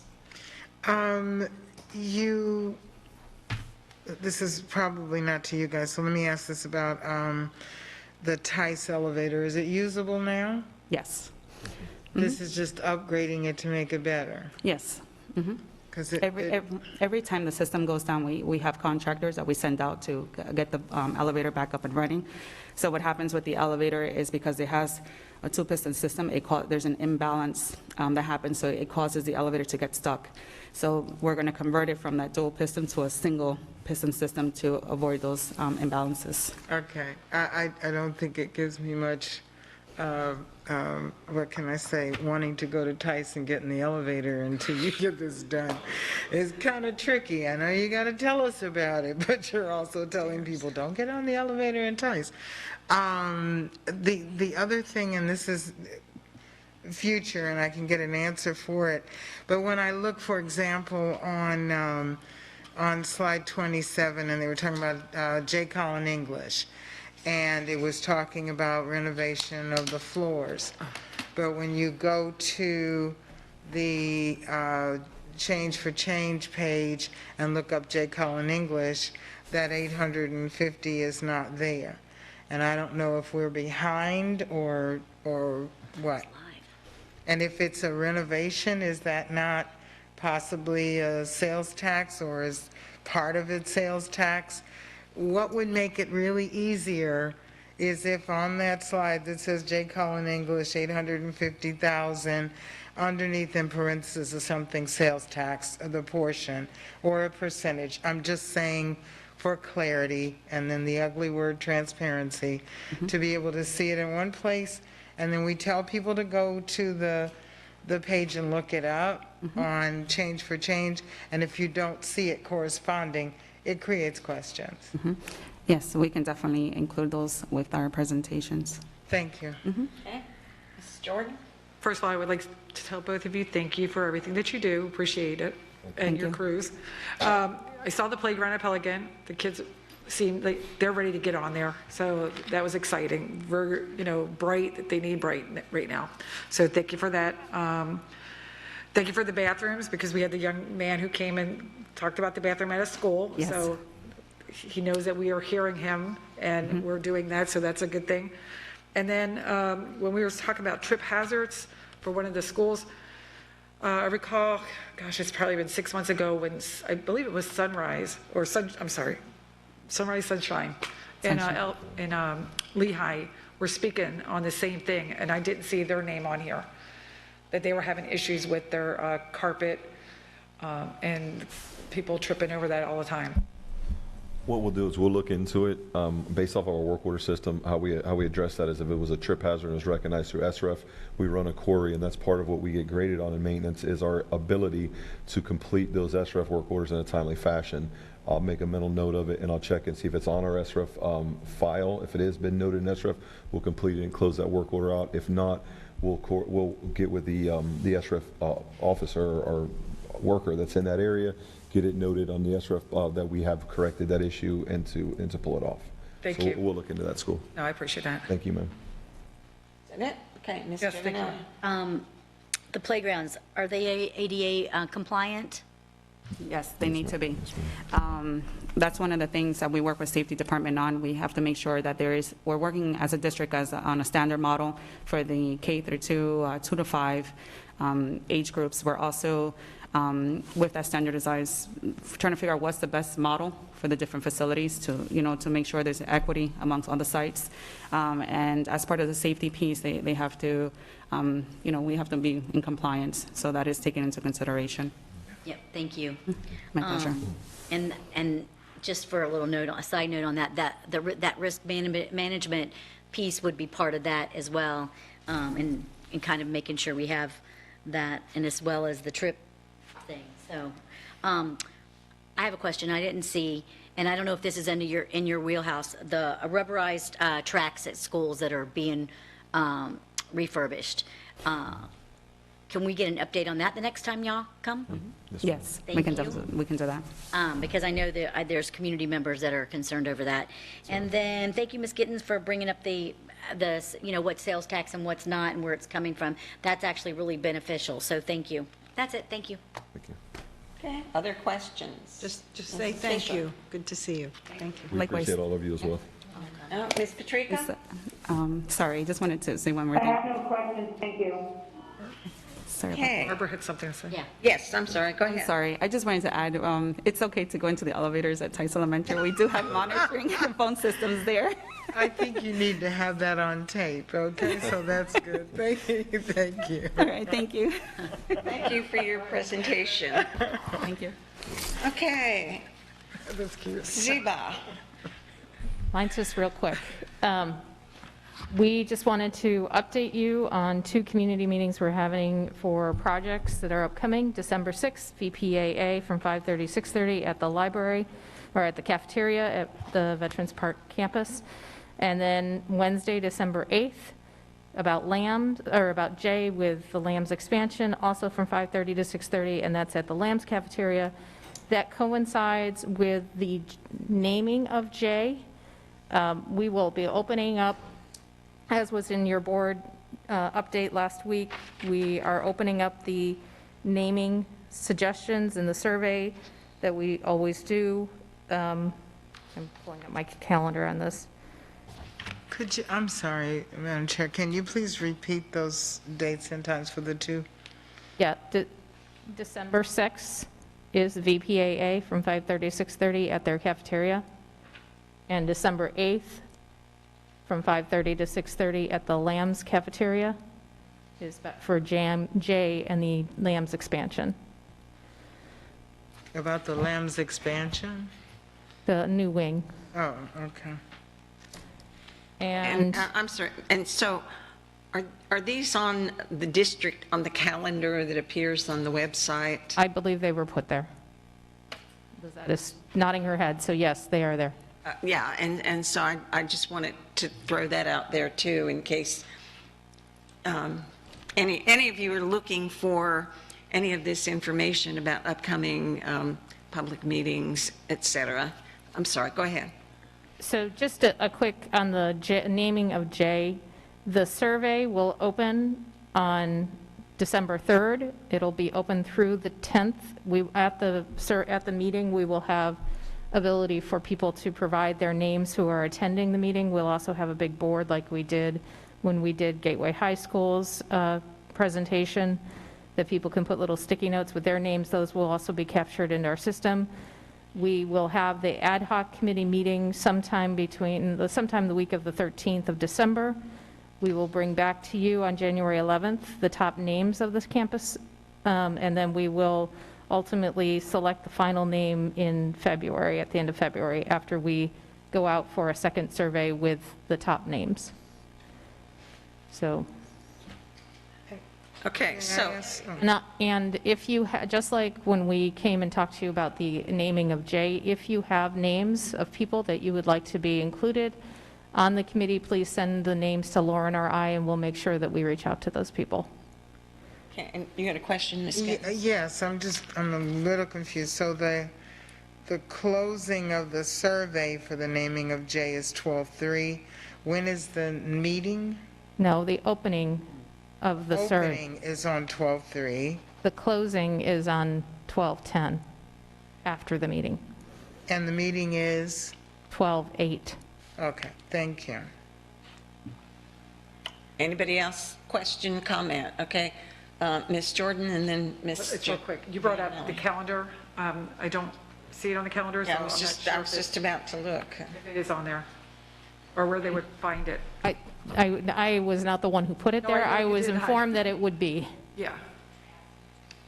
Was that your comment? That was, yes. Yeah, I was Respond just, to what you that's said. what I was looking for too. Mrs. Giovanelli? So, and can you give us an update on the survey on the quadruple A, on the naming of that survey, for the naming of that school? So Right?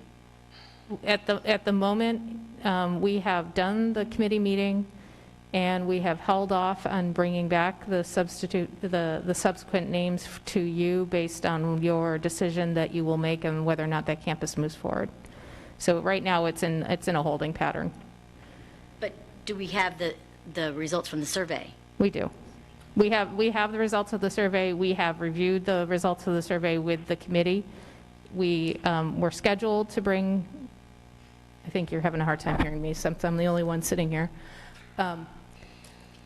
We held off on bringing the results of the survey and the committee discussion back to the board because we knew that yesterday's discussion was going to happen, and we didn't know if quadruple A would be moving forward. So if you determine that you're going to move forward, then we will re-engage that process, but right now it's in a holding pattern.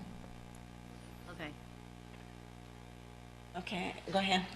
Quick question, because you mentioned the ad hoc committee for the naming of J, and I know people have already been invited to that committee. So you said that you could make suggestions, but is the committee already formed?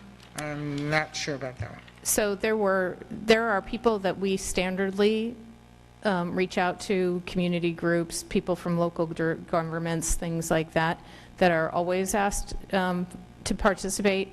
But if you have additional names, we are happy to get them. So Yes, some people have already been invited, but that doesn't mean the complete list is defined. Thank you. Did you have anything? Anybody else that I've missed? Mrs. Patrica? Ms. Patrica, any? Okay, and is there anything else that you need to add, Ms. Ebo? No, that was all I wanted to bring up. Okay, thank you for those updates. Okay, we are now at the public comment portion of this meeting. So Attorney Dupree-Bruno, would you please read the information governing? Thank you, Madam Chair. School board policy provides the opportunity at this point in the meeting to address the board concerning any matter on this meeting's agenda. If you completed a public comment card, please put it in the basket provided. Please be advised that the board will not respond during public comment to remarks made by speakers. Speakers who fail to follow proper decorum in the chambers will be ruled out of order.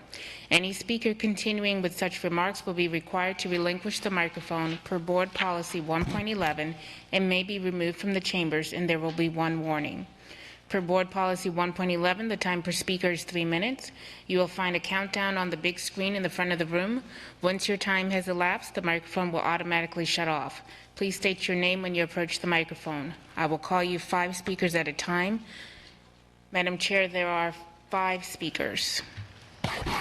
Okay, thank you very much. And if you will go ahead and call the people up to the microphone. Jacqueline McMiller, Mike Love, Eva Freeman, Denise Nystrom, Christine DiVigili.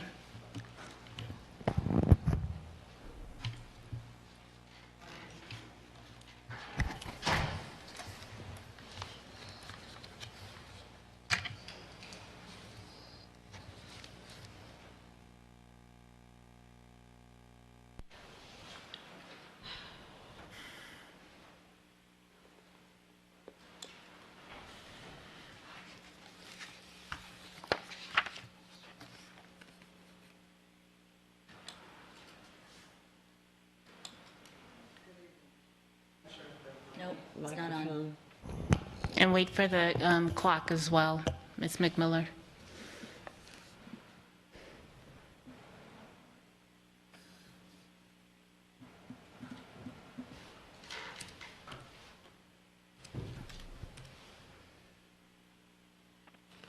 You don't have.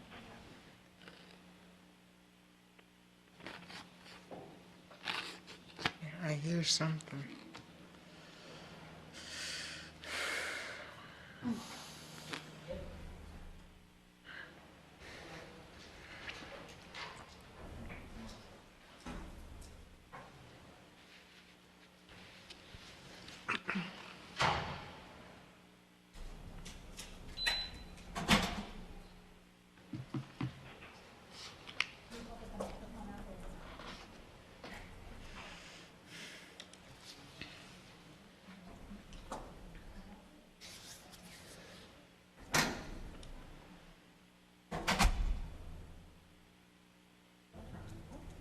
Is the mic on? Oh, they're working on it? Okay.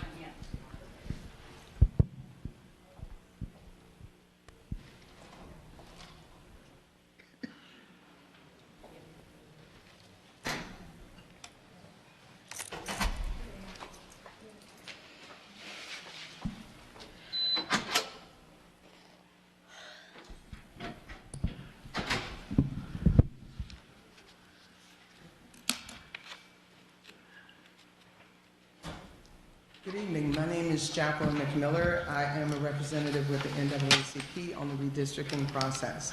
As Ms. Fisher so eloquently stated, it's the school's responsibility to educate the students. How can that be done when either of these maps that are being chosen today is considering gerrymandering and splitting the minority-majority districts, which is Metropolitan Fort Myers and Lehigh Acres? These areas that share common interests, such as, depending on public transportation, education levels are lower, depending on governmental supplemental income, and depending on food stamps, amongst others. You are kicking the can down the road. This board has had 10 years to prepare in advance to consider developing your own maps. All I've heard this evening is that it's easier to use the Board of County Commission maps because it's less work. To develop your own would be a lot of work. The people who voted you in where you sit are expecting for you to work hard for their children and for their families. For the school board, the school board is a single-member district. To elect a board of county commissioner, which is a map, which is an at-large map, rather than draw your own, is simply lazy, and it is racially discriminatory at its best. I've sat here since 1 p.m., and I've realized this board is afraid of change. Using the Board of County Commission maps because it's less change from the 2010 maps is disappointing. This redistricting process has started and is ending on the wrong foot. The Lee County School District is silencing the voices of the Black and brown students and residents. You are not representative of the people. You are representing the best way you know how to be re-elected. The school board is unique and must be agents of change to represent this diverse community. This is in Lee County. We have over 50 to 60% of Black and brown students in Lee County, and they are not being heard by the choices that you're making today. The decisions you made today by choosing a map from the board that has a long history of racism and sexism. There's never been a woman that has been represented on the board other than one that was shortly appointed. You may as well take the painting from the Robert E. Lee and place it behind the board where you sit, because it is who you represent, not the people that need you the most, the students and their families. Thank you and have a wonderful day.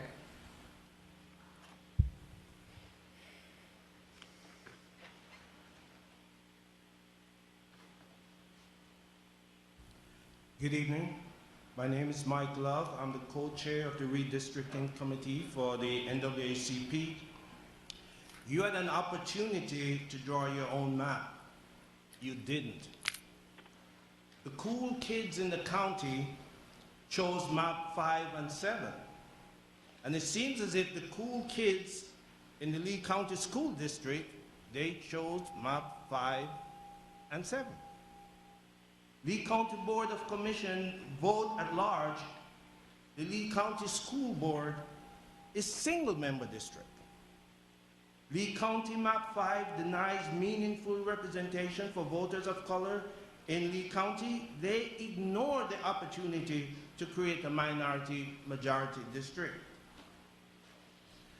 Your 2019-20 impact report celebrates Lee County students' diversity, yet academic and disciplinary outcomes are far worse for Black and brown students in Lee County than for their white peers. More than 60% of students in Lee County are children of color. Are you aware of this study? Your educators, you lead educators, are you aware of this study? Cities with more Black school board members also have more Black teachers, which lead more Black students graduating and attending college, fewer Black students in vocational training program, fewer Black students in special education classes, and more Black students in gifted programs and enriched classes. Did you know that? Electing a candidate of color leads to hiring more administrators of color, which leads to hiring more teachers of color, which leads to higher graduation rates, more enrollment in advancement placement classes, and better standardized test scores for students of colors. You are responsible for our children. Do you know or were you aware of this study? Because if you chose map 5, it's an indication to us that you are not doing your job. Maybe we should have some changes.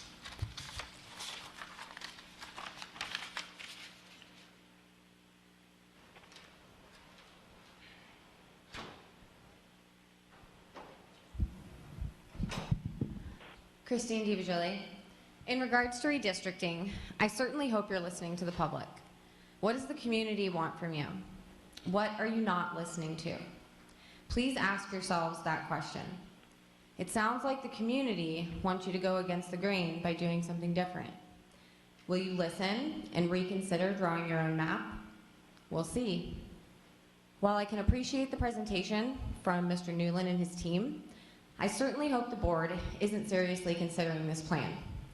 I see no reason that any of you should support the personnel additions and restructuring necessary in order to make room for what looks like a whole new department, while at the same time we're cutting warehouse space and increasing costs for educational programs in our arts department, which adds unnecessary stress to our art teachers and jeopardizes valuable programs like ceramics.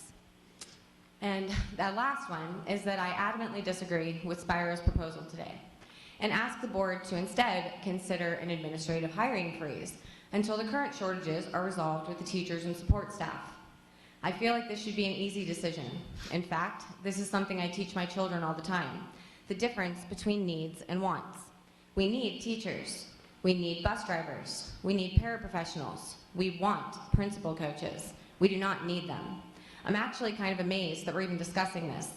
Improving union negotiations and filling the employment gap in our schools should be the only priority of our current administration. Investing in leadership is important, but investing in quality staff is even more important. Thank you for your time.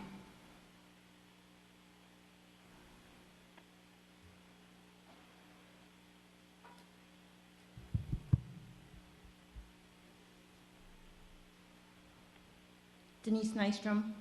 I see on page 20 of the student enrollment plan that you inform students about diversity, but nowhere in the plan do you inform parents about the Parents' Bill of Rights or provide them with an opt-in letter. By not informing parents about the Parents' Bill of Rights, you are in fact discriminating against a very large group. This is going to continue to be an ongoing battle until there is transparency with the entire community.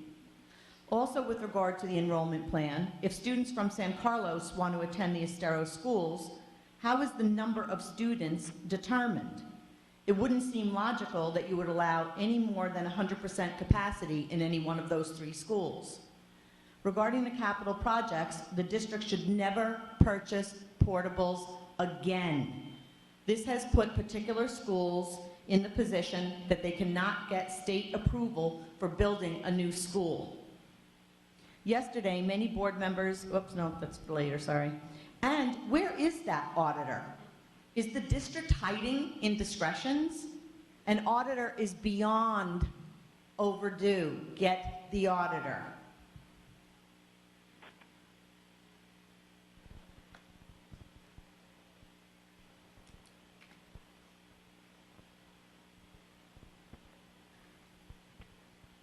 Good afternoon. My name is Eva Freeman, and I've lost my notes, so I'm just going to speak. I'm a 72-year-old grandmother who's lived in Lee County since 1978.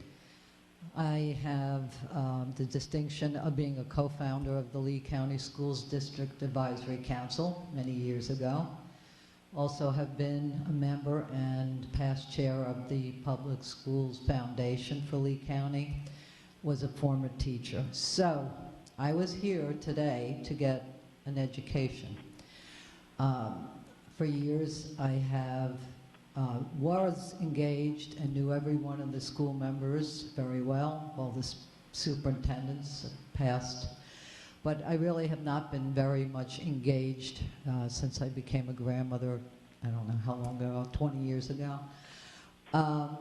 The reason I'm speaking to you right now is that, first of all, my admiration for the job that all of you do up there, the time that it takes, the dedication, is just beyond describable. I chose not to run for school board because I was not up to the task that all of you are performing today. So thank you for your service.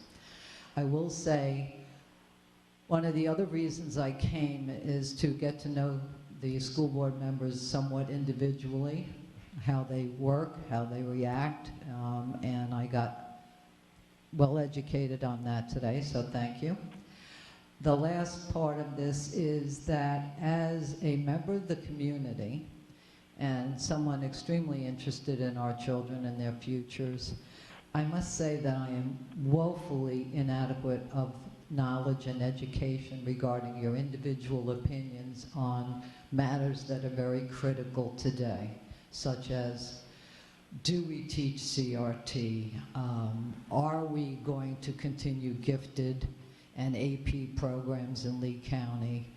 And other very relevant information pertaining to your choice for the upcoming superintendent, which will be a very obviously important and influential part of the education for Lee County.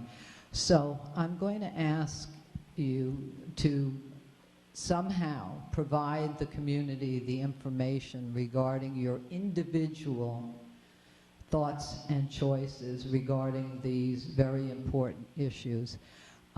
If you will, I will provide a list of just 3 questions to your school board office, and at your individual time and discretion, if you would be kind enough to address that, I won't take any further time today. Thank you.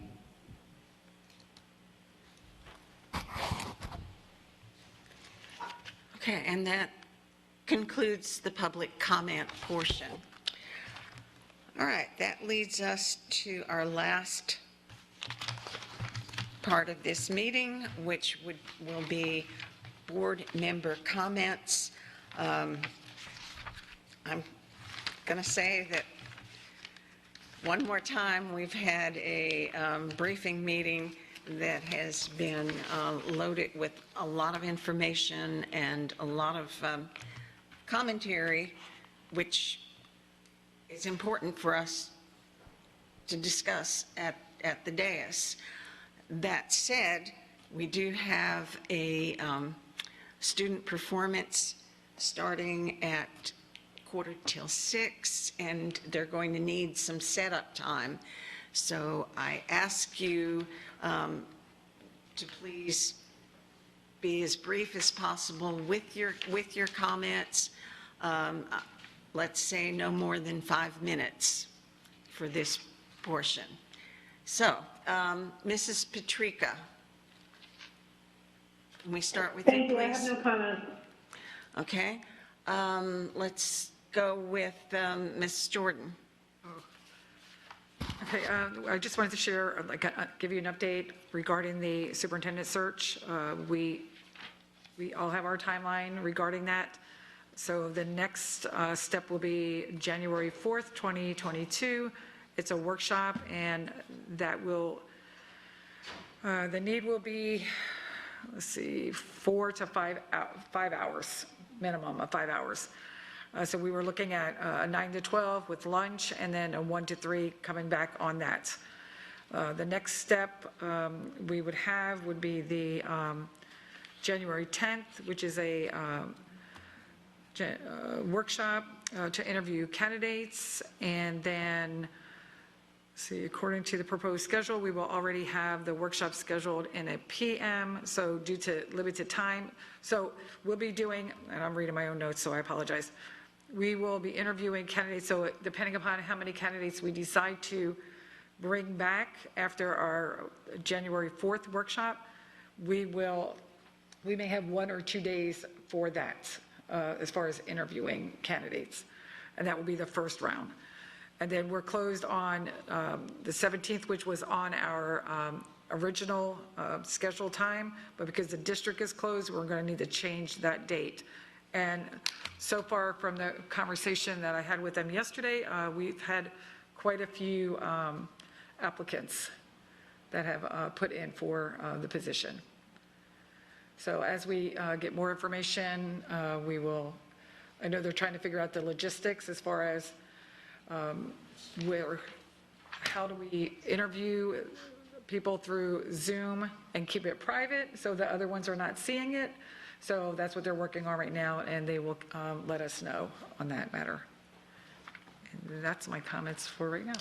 Good, thank you for that update. Since you just gave that update, let me go off course just a little bit. the calendar that's online for the public has not been updated. Can you give an update on that? I know there's nothing active really happening, but there should be a statement out there. Do you know anything about that, Okay, Mr. well, Rowe? nothing has changed. So the calendar that we had given prior, that is still the same calendar. So all the dates are still as they were. Nothing has changed on that. If we're following the sheet, the 60-day superintendent search process and timeline that we all received months ago, back in August, actually, right now, we're considered in stage 4 for candidate presentation, and that's when, so that's the January 4th, the consultant develops and finalizes interview questions and proceeds with the board. Top candidates are presented to the board, and consultant assists the board in selecting finalists for interviews. And then it said, set aside 4 to 5 hours for this to take place. And then the week of January 10th, interview top candidates. That's just the first round. And then also within that meeting with the consultant to follow up for the last interview. And then, of course, bringing in the community partners and doing all that afterwards. I'm sorry. I just wondered if we should have a statement out there just saying. I could get with Ms. Gittens because she's the one who was doing this and give her this I know I'm going information. off course a little bit, but Ms. Gittens, what say you on that? I can do that. I can just need information from the chair, and I can put something I just out. got that last night, actually late last night, so I've not had an opportunity, but I wanted to bring that before all of you so that you would know what our next steps are. Okay, we'll move on, and y'all can get together, and just so the statement is out there that this is the time where Ray and Associates is receiving the applications. Okay, Ms. Fisher. Yes, thank you. So on Wednesday, the 10th, we had a CSI, Continuous Systemic Improvement Meeting, and Leisha Roy, our health specialist at the district, did a presentation on comprehensive health education, followed by Lori Brooks and Cherry Wenzel with an excellent presentation on mental health issues in the district and what are the processes that we are using to address those. And that was by request of the committee, so I want to compliment them for bringing the information forward and doing such a good job that we have requests for follow-up information. On the 17th, which is tomorrow, we'll have our student advisory meeting, so I don't have an update on that, but we will be talking about diversity and inclusion with Jared and Crystal. On Thursday morning, we'll have a school health advisory meeting, and I'll gather information there and bring it back to you at the next meeting. We, yesterday as a group, we visited Fort Myers High School in the afternoon, and were able to participate in them receiving an invitation for their marching band to attend the New Year's Day Parade in London, England, in 2023 on January 1st, and that was an amazing event. Our visitors from London were warm and warmly appreciative of our weather, and also provided a really good sense of humor to the event. I want to say that this board spent the last week in working on boardmanship, and I want to appreciate my colleagues, the superintendent and Attorney Bruno, for all of the hard work that everyone put in. It was really productive, and I'm grateful. And finally, I think we just need to give thanks for all we have, for our families, our friends, for our school district and our kids, and I wish you all peace. Thank you. Okay, Ms. Gittens. You took me by surprise. Okay, just a couple of quick things. And I did have it on my list to ask about updates for the superintendent search, and I will make sure that that is done and updated. I have a question. The presentation that was done about the risk management is on the agenda for our first audit meeting tomorrow, Thursday. And so I want to ask the board your thoughts. We seem to have quite a few questions regarding it. And is it something that, I don't know how you feel about presenting it at this point to the audit committee before we do our workshop and discuss it, is what I'm asking. What's the question again? Okay, so. What do you feel, your feelings on that? Very briefly, Ms. Morgan, how do you feel about that? Well, I'm actually more interested in the internal auditor. I think that's really where we need to start with the audit committee. And that's what I had on there. Thank you. I had it to make sure we do. Internal auditor, just, well, all right, just. Yes. Go ahead, and I was going to say, we can't really do a consensus, but is that something that all of you are interested in? The internal auditor I'd be interested kind of guiding the committee? I think that's what they're there for. The audit committee is, and that's what we've been waiting for them to come together so that that way they can look at these opportunities for us. So we have them, finally, they're here, we picked them, they're going to be sitting there. Now we need to get them to work because they're ready to work, and let them come back and give us the ideals of what we need to do so we can move. What Ms. Gittens was interested in? I want to hear both, what they have to say about both. Okay. Ms. Giovanelli? So actually on my, to talk about when it was my turn, I had, why can't we advertise for the auditor? So that would be like, can they have the resume, and maybe if they want to tweak it and look at it in the first meeting? I mean, because I don't want any grass growing there. I want that, so look at, we have, not the resume, excuse me, the Job description. So if, we could get that at the first meeting and out the gate and get their input and advertise for that. So that's your suggestion Yeah, for that is Ms. mine. Gittens to add? Ms. Fisher, any comments on that? Yes, I'm interested in moving forward with advertising for the auditor. That would be an appropriate topic, and Ms. Patrica. I was about to call on her. And Mrs. Patrica? Hi, yeah, I definitely want them to weigh in on the internal auditor, but I was also hoping that they would be weighing in on the risk enterprise issue. Well, that was my question, because the way the process in my mind is, the time we get to a certain point, then we ask for input from the advisory boards. And I personally don't think we're at that point of asking further input until we kind of decide, what are we asking them? We haven't.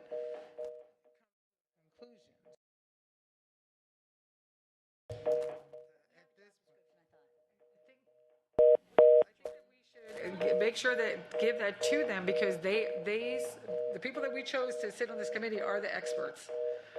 And they're the Where experts. you're getting confused is, I'm No. talking about the internal auditor. No, I understand what you're and saying. the risk management Yes, ma'am. program.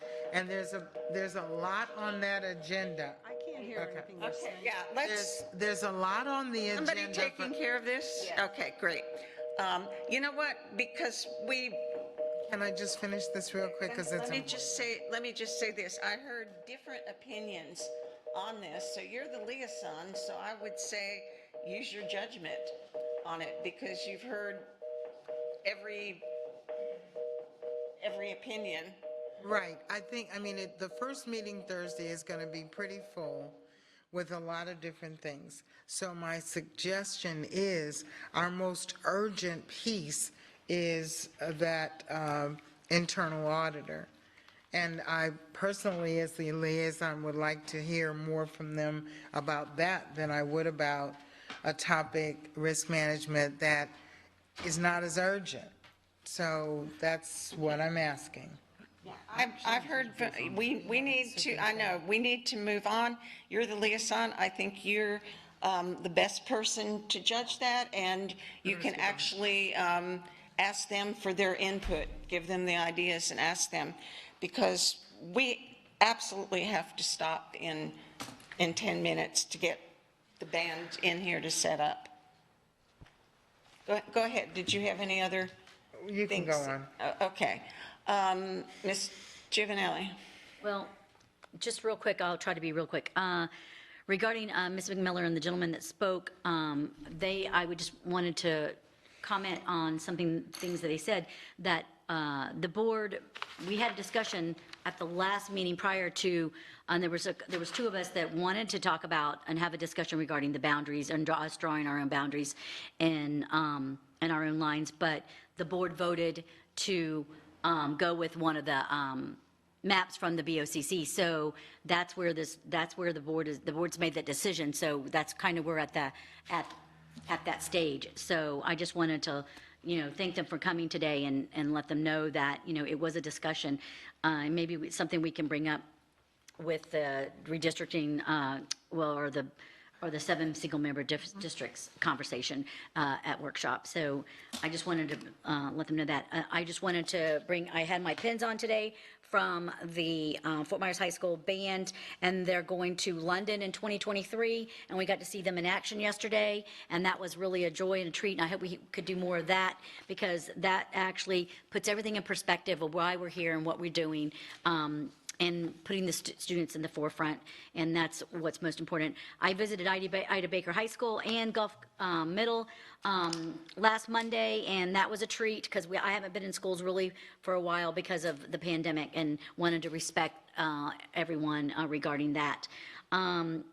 Are we going to get all the resumes? This is regarding the superintendent research, because I heard like top and stuff like that, and I would hope that we get all the resumes like we did initially before with the interim superintendent. And just have, Dr. Savage, regarding the Parents' Bill of Rights, can you make sure that on the enrollment registration that there's something regarding that kind of references it? I don't know how they would like to do that, would Dr. Soretta Raff would like to do that, but that was a good point that the public brought up, and I thought that same thing with them. And I just want to say have a blessed Thanksgiving to the staff, and enjoy your week off next week. So I really know that you've earned it and need it, so have a great Thanksgiving. Okay, Ms. Morgan. I'll report another time. And I'm going to be reporting this evening because of time. Okay, Mrs. Dupree-Bruno. Thank you. Dr. Savage. Just want to speak to Ms. Gitten's question about my understanding is that the audit committee, their number one item is to look at the current status of the board's lack of having a board auditor and to help resolve that piece. That's their number one charge. That's my understanding. Okay, well, that's kind of a revision from what we talked about, because the risk management was on there, but. That's a secondary item, but the Right. number one function, the main reason it was convened at the timely manner they did was specifically to address the lack of the board auditor. They're out of date with their current board policy and so forth. That's the number one. Can I ask if the board agrees that we have at least the job description like Ms. Giovanelli mentioned, and any other background information that we may need to give them so that there's something to work from? Right, look at. For what? The auditor. The job, we have a job description. So board, I just want to make sure that we are clear that we're talking about two different things. We Yeah. have the board auditor, which works and reports directly to the board, and then you have your internal auditor for the district. We're talking about, as far as I know, the board auditor that was RSM. Okay. The only other thing was just, Ms. Giovanelli, you'd mentioned about the Parent Bill of Rights, and that has actually been added, according hot off the presses. So thank you, Dr. Farley. Thank you. Okay, I hope we have a lot of people out here in less than an hour. There's going to be a real treat with the jazz band from East Lee County High School, and we are adjourned.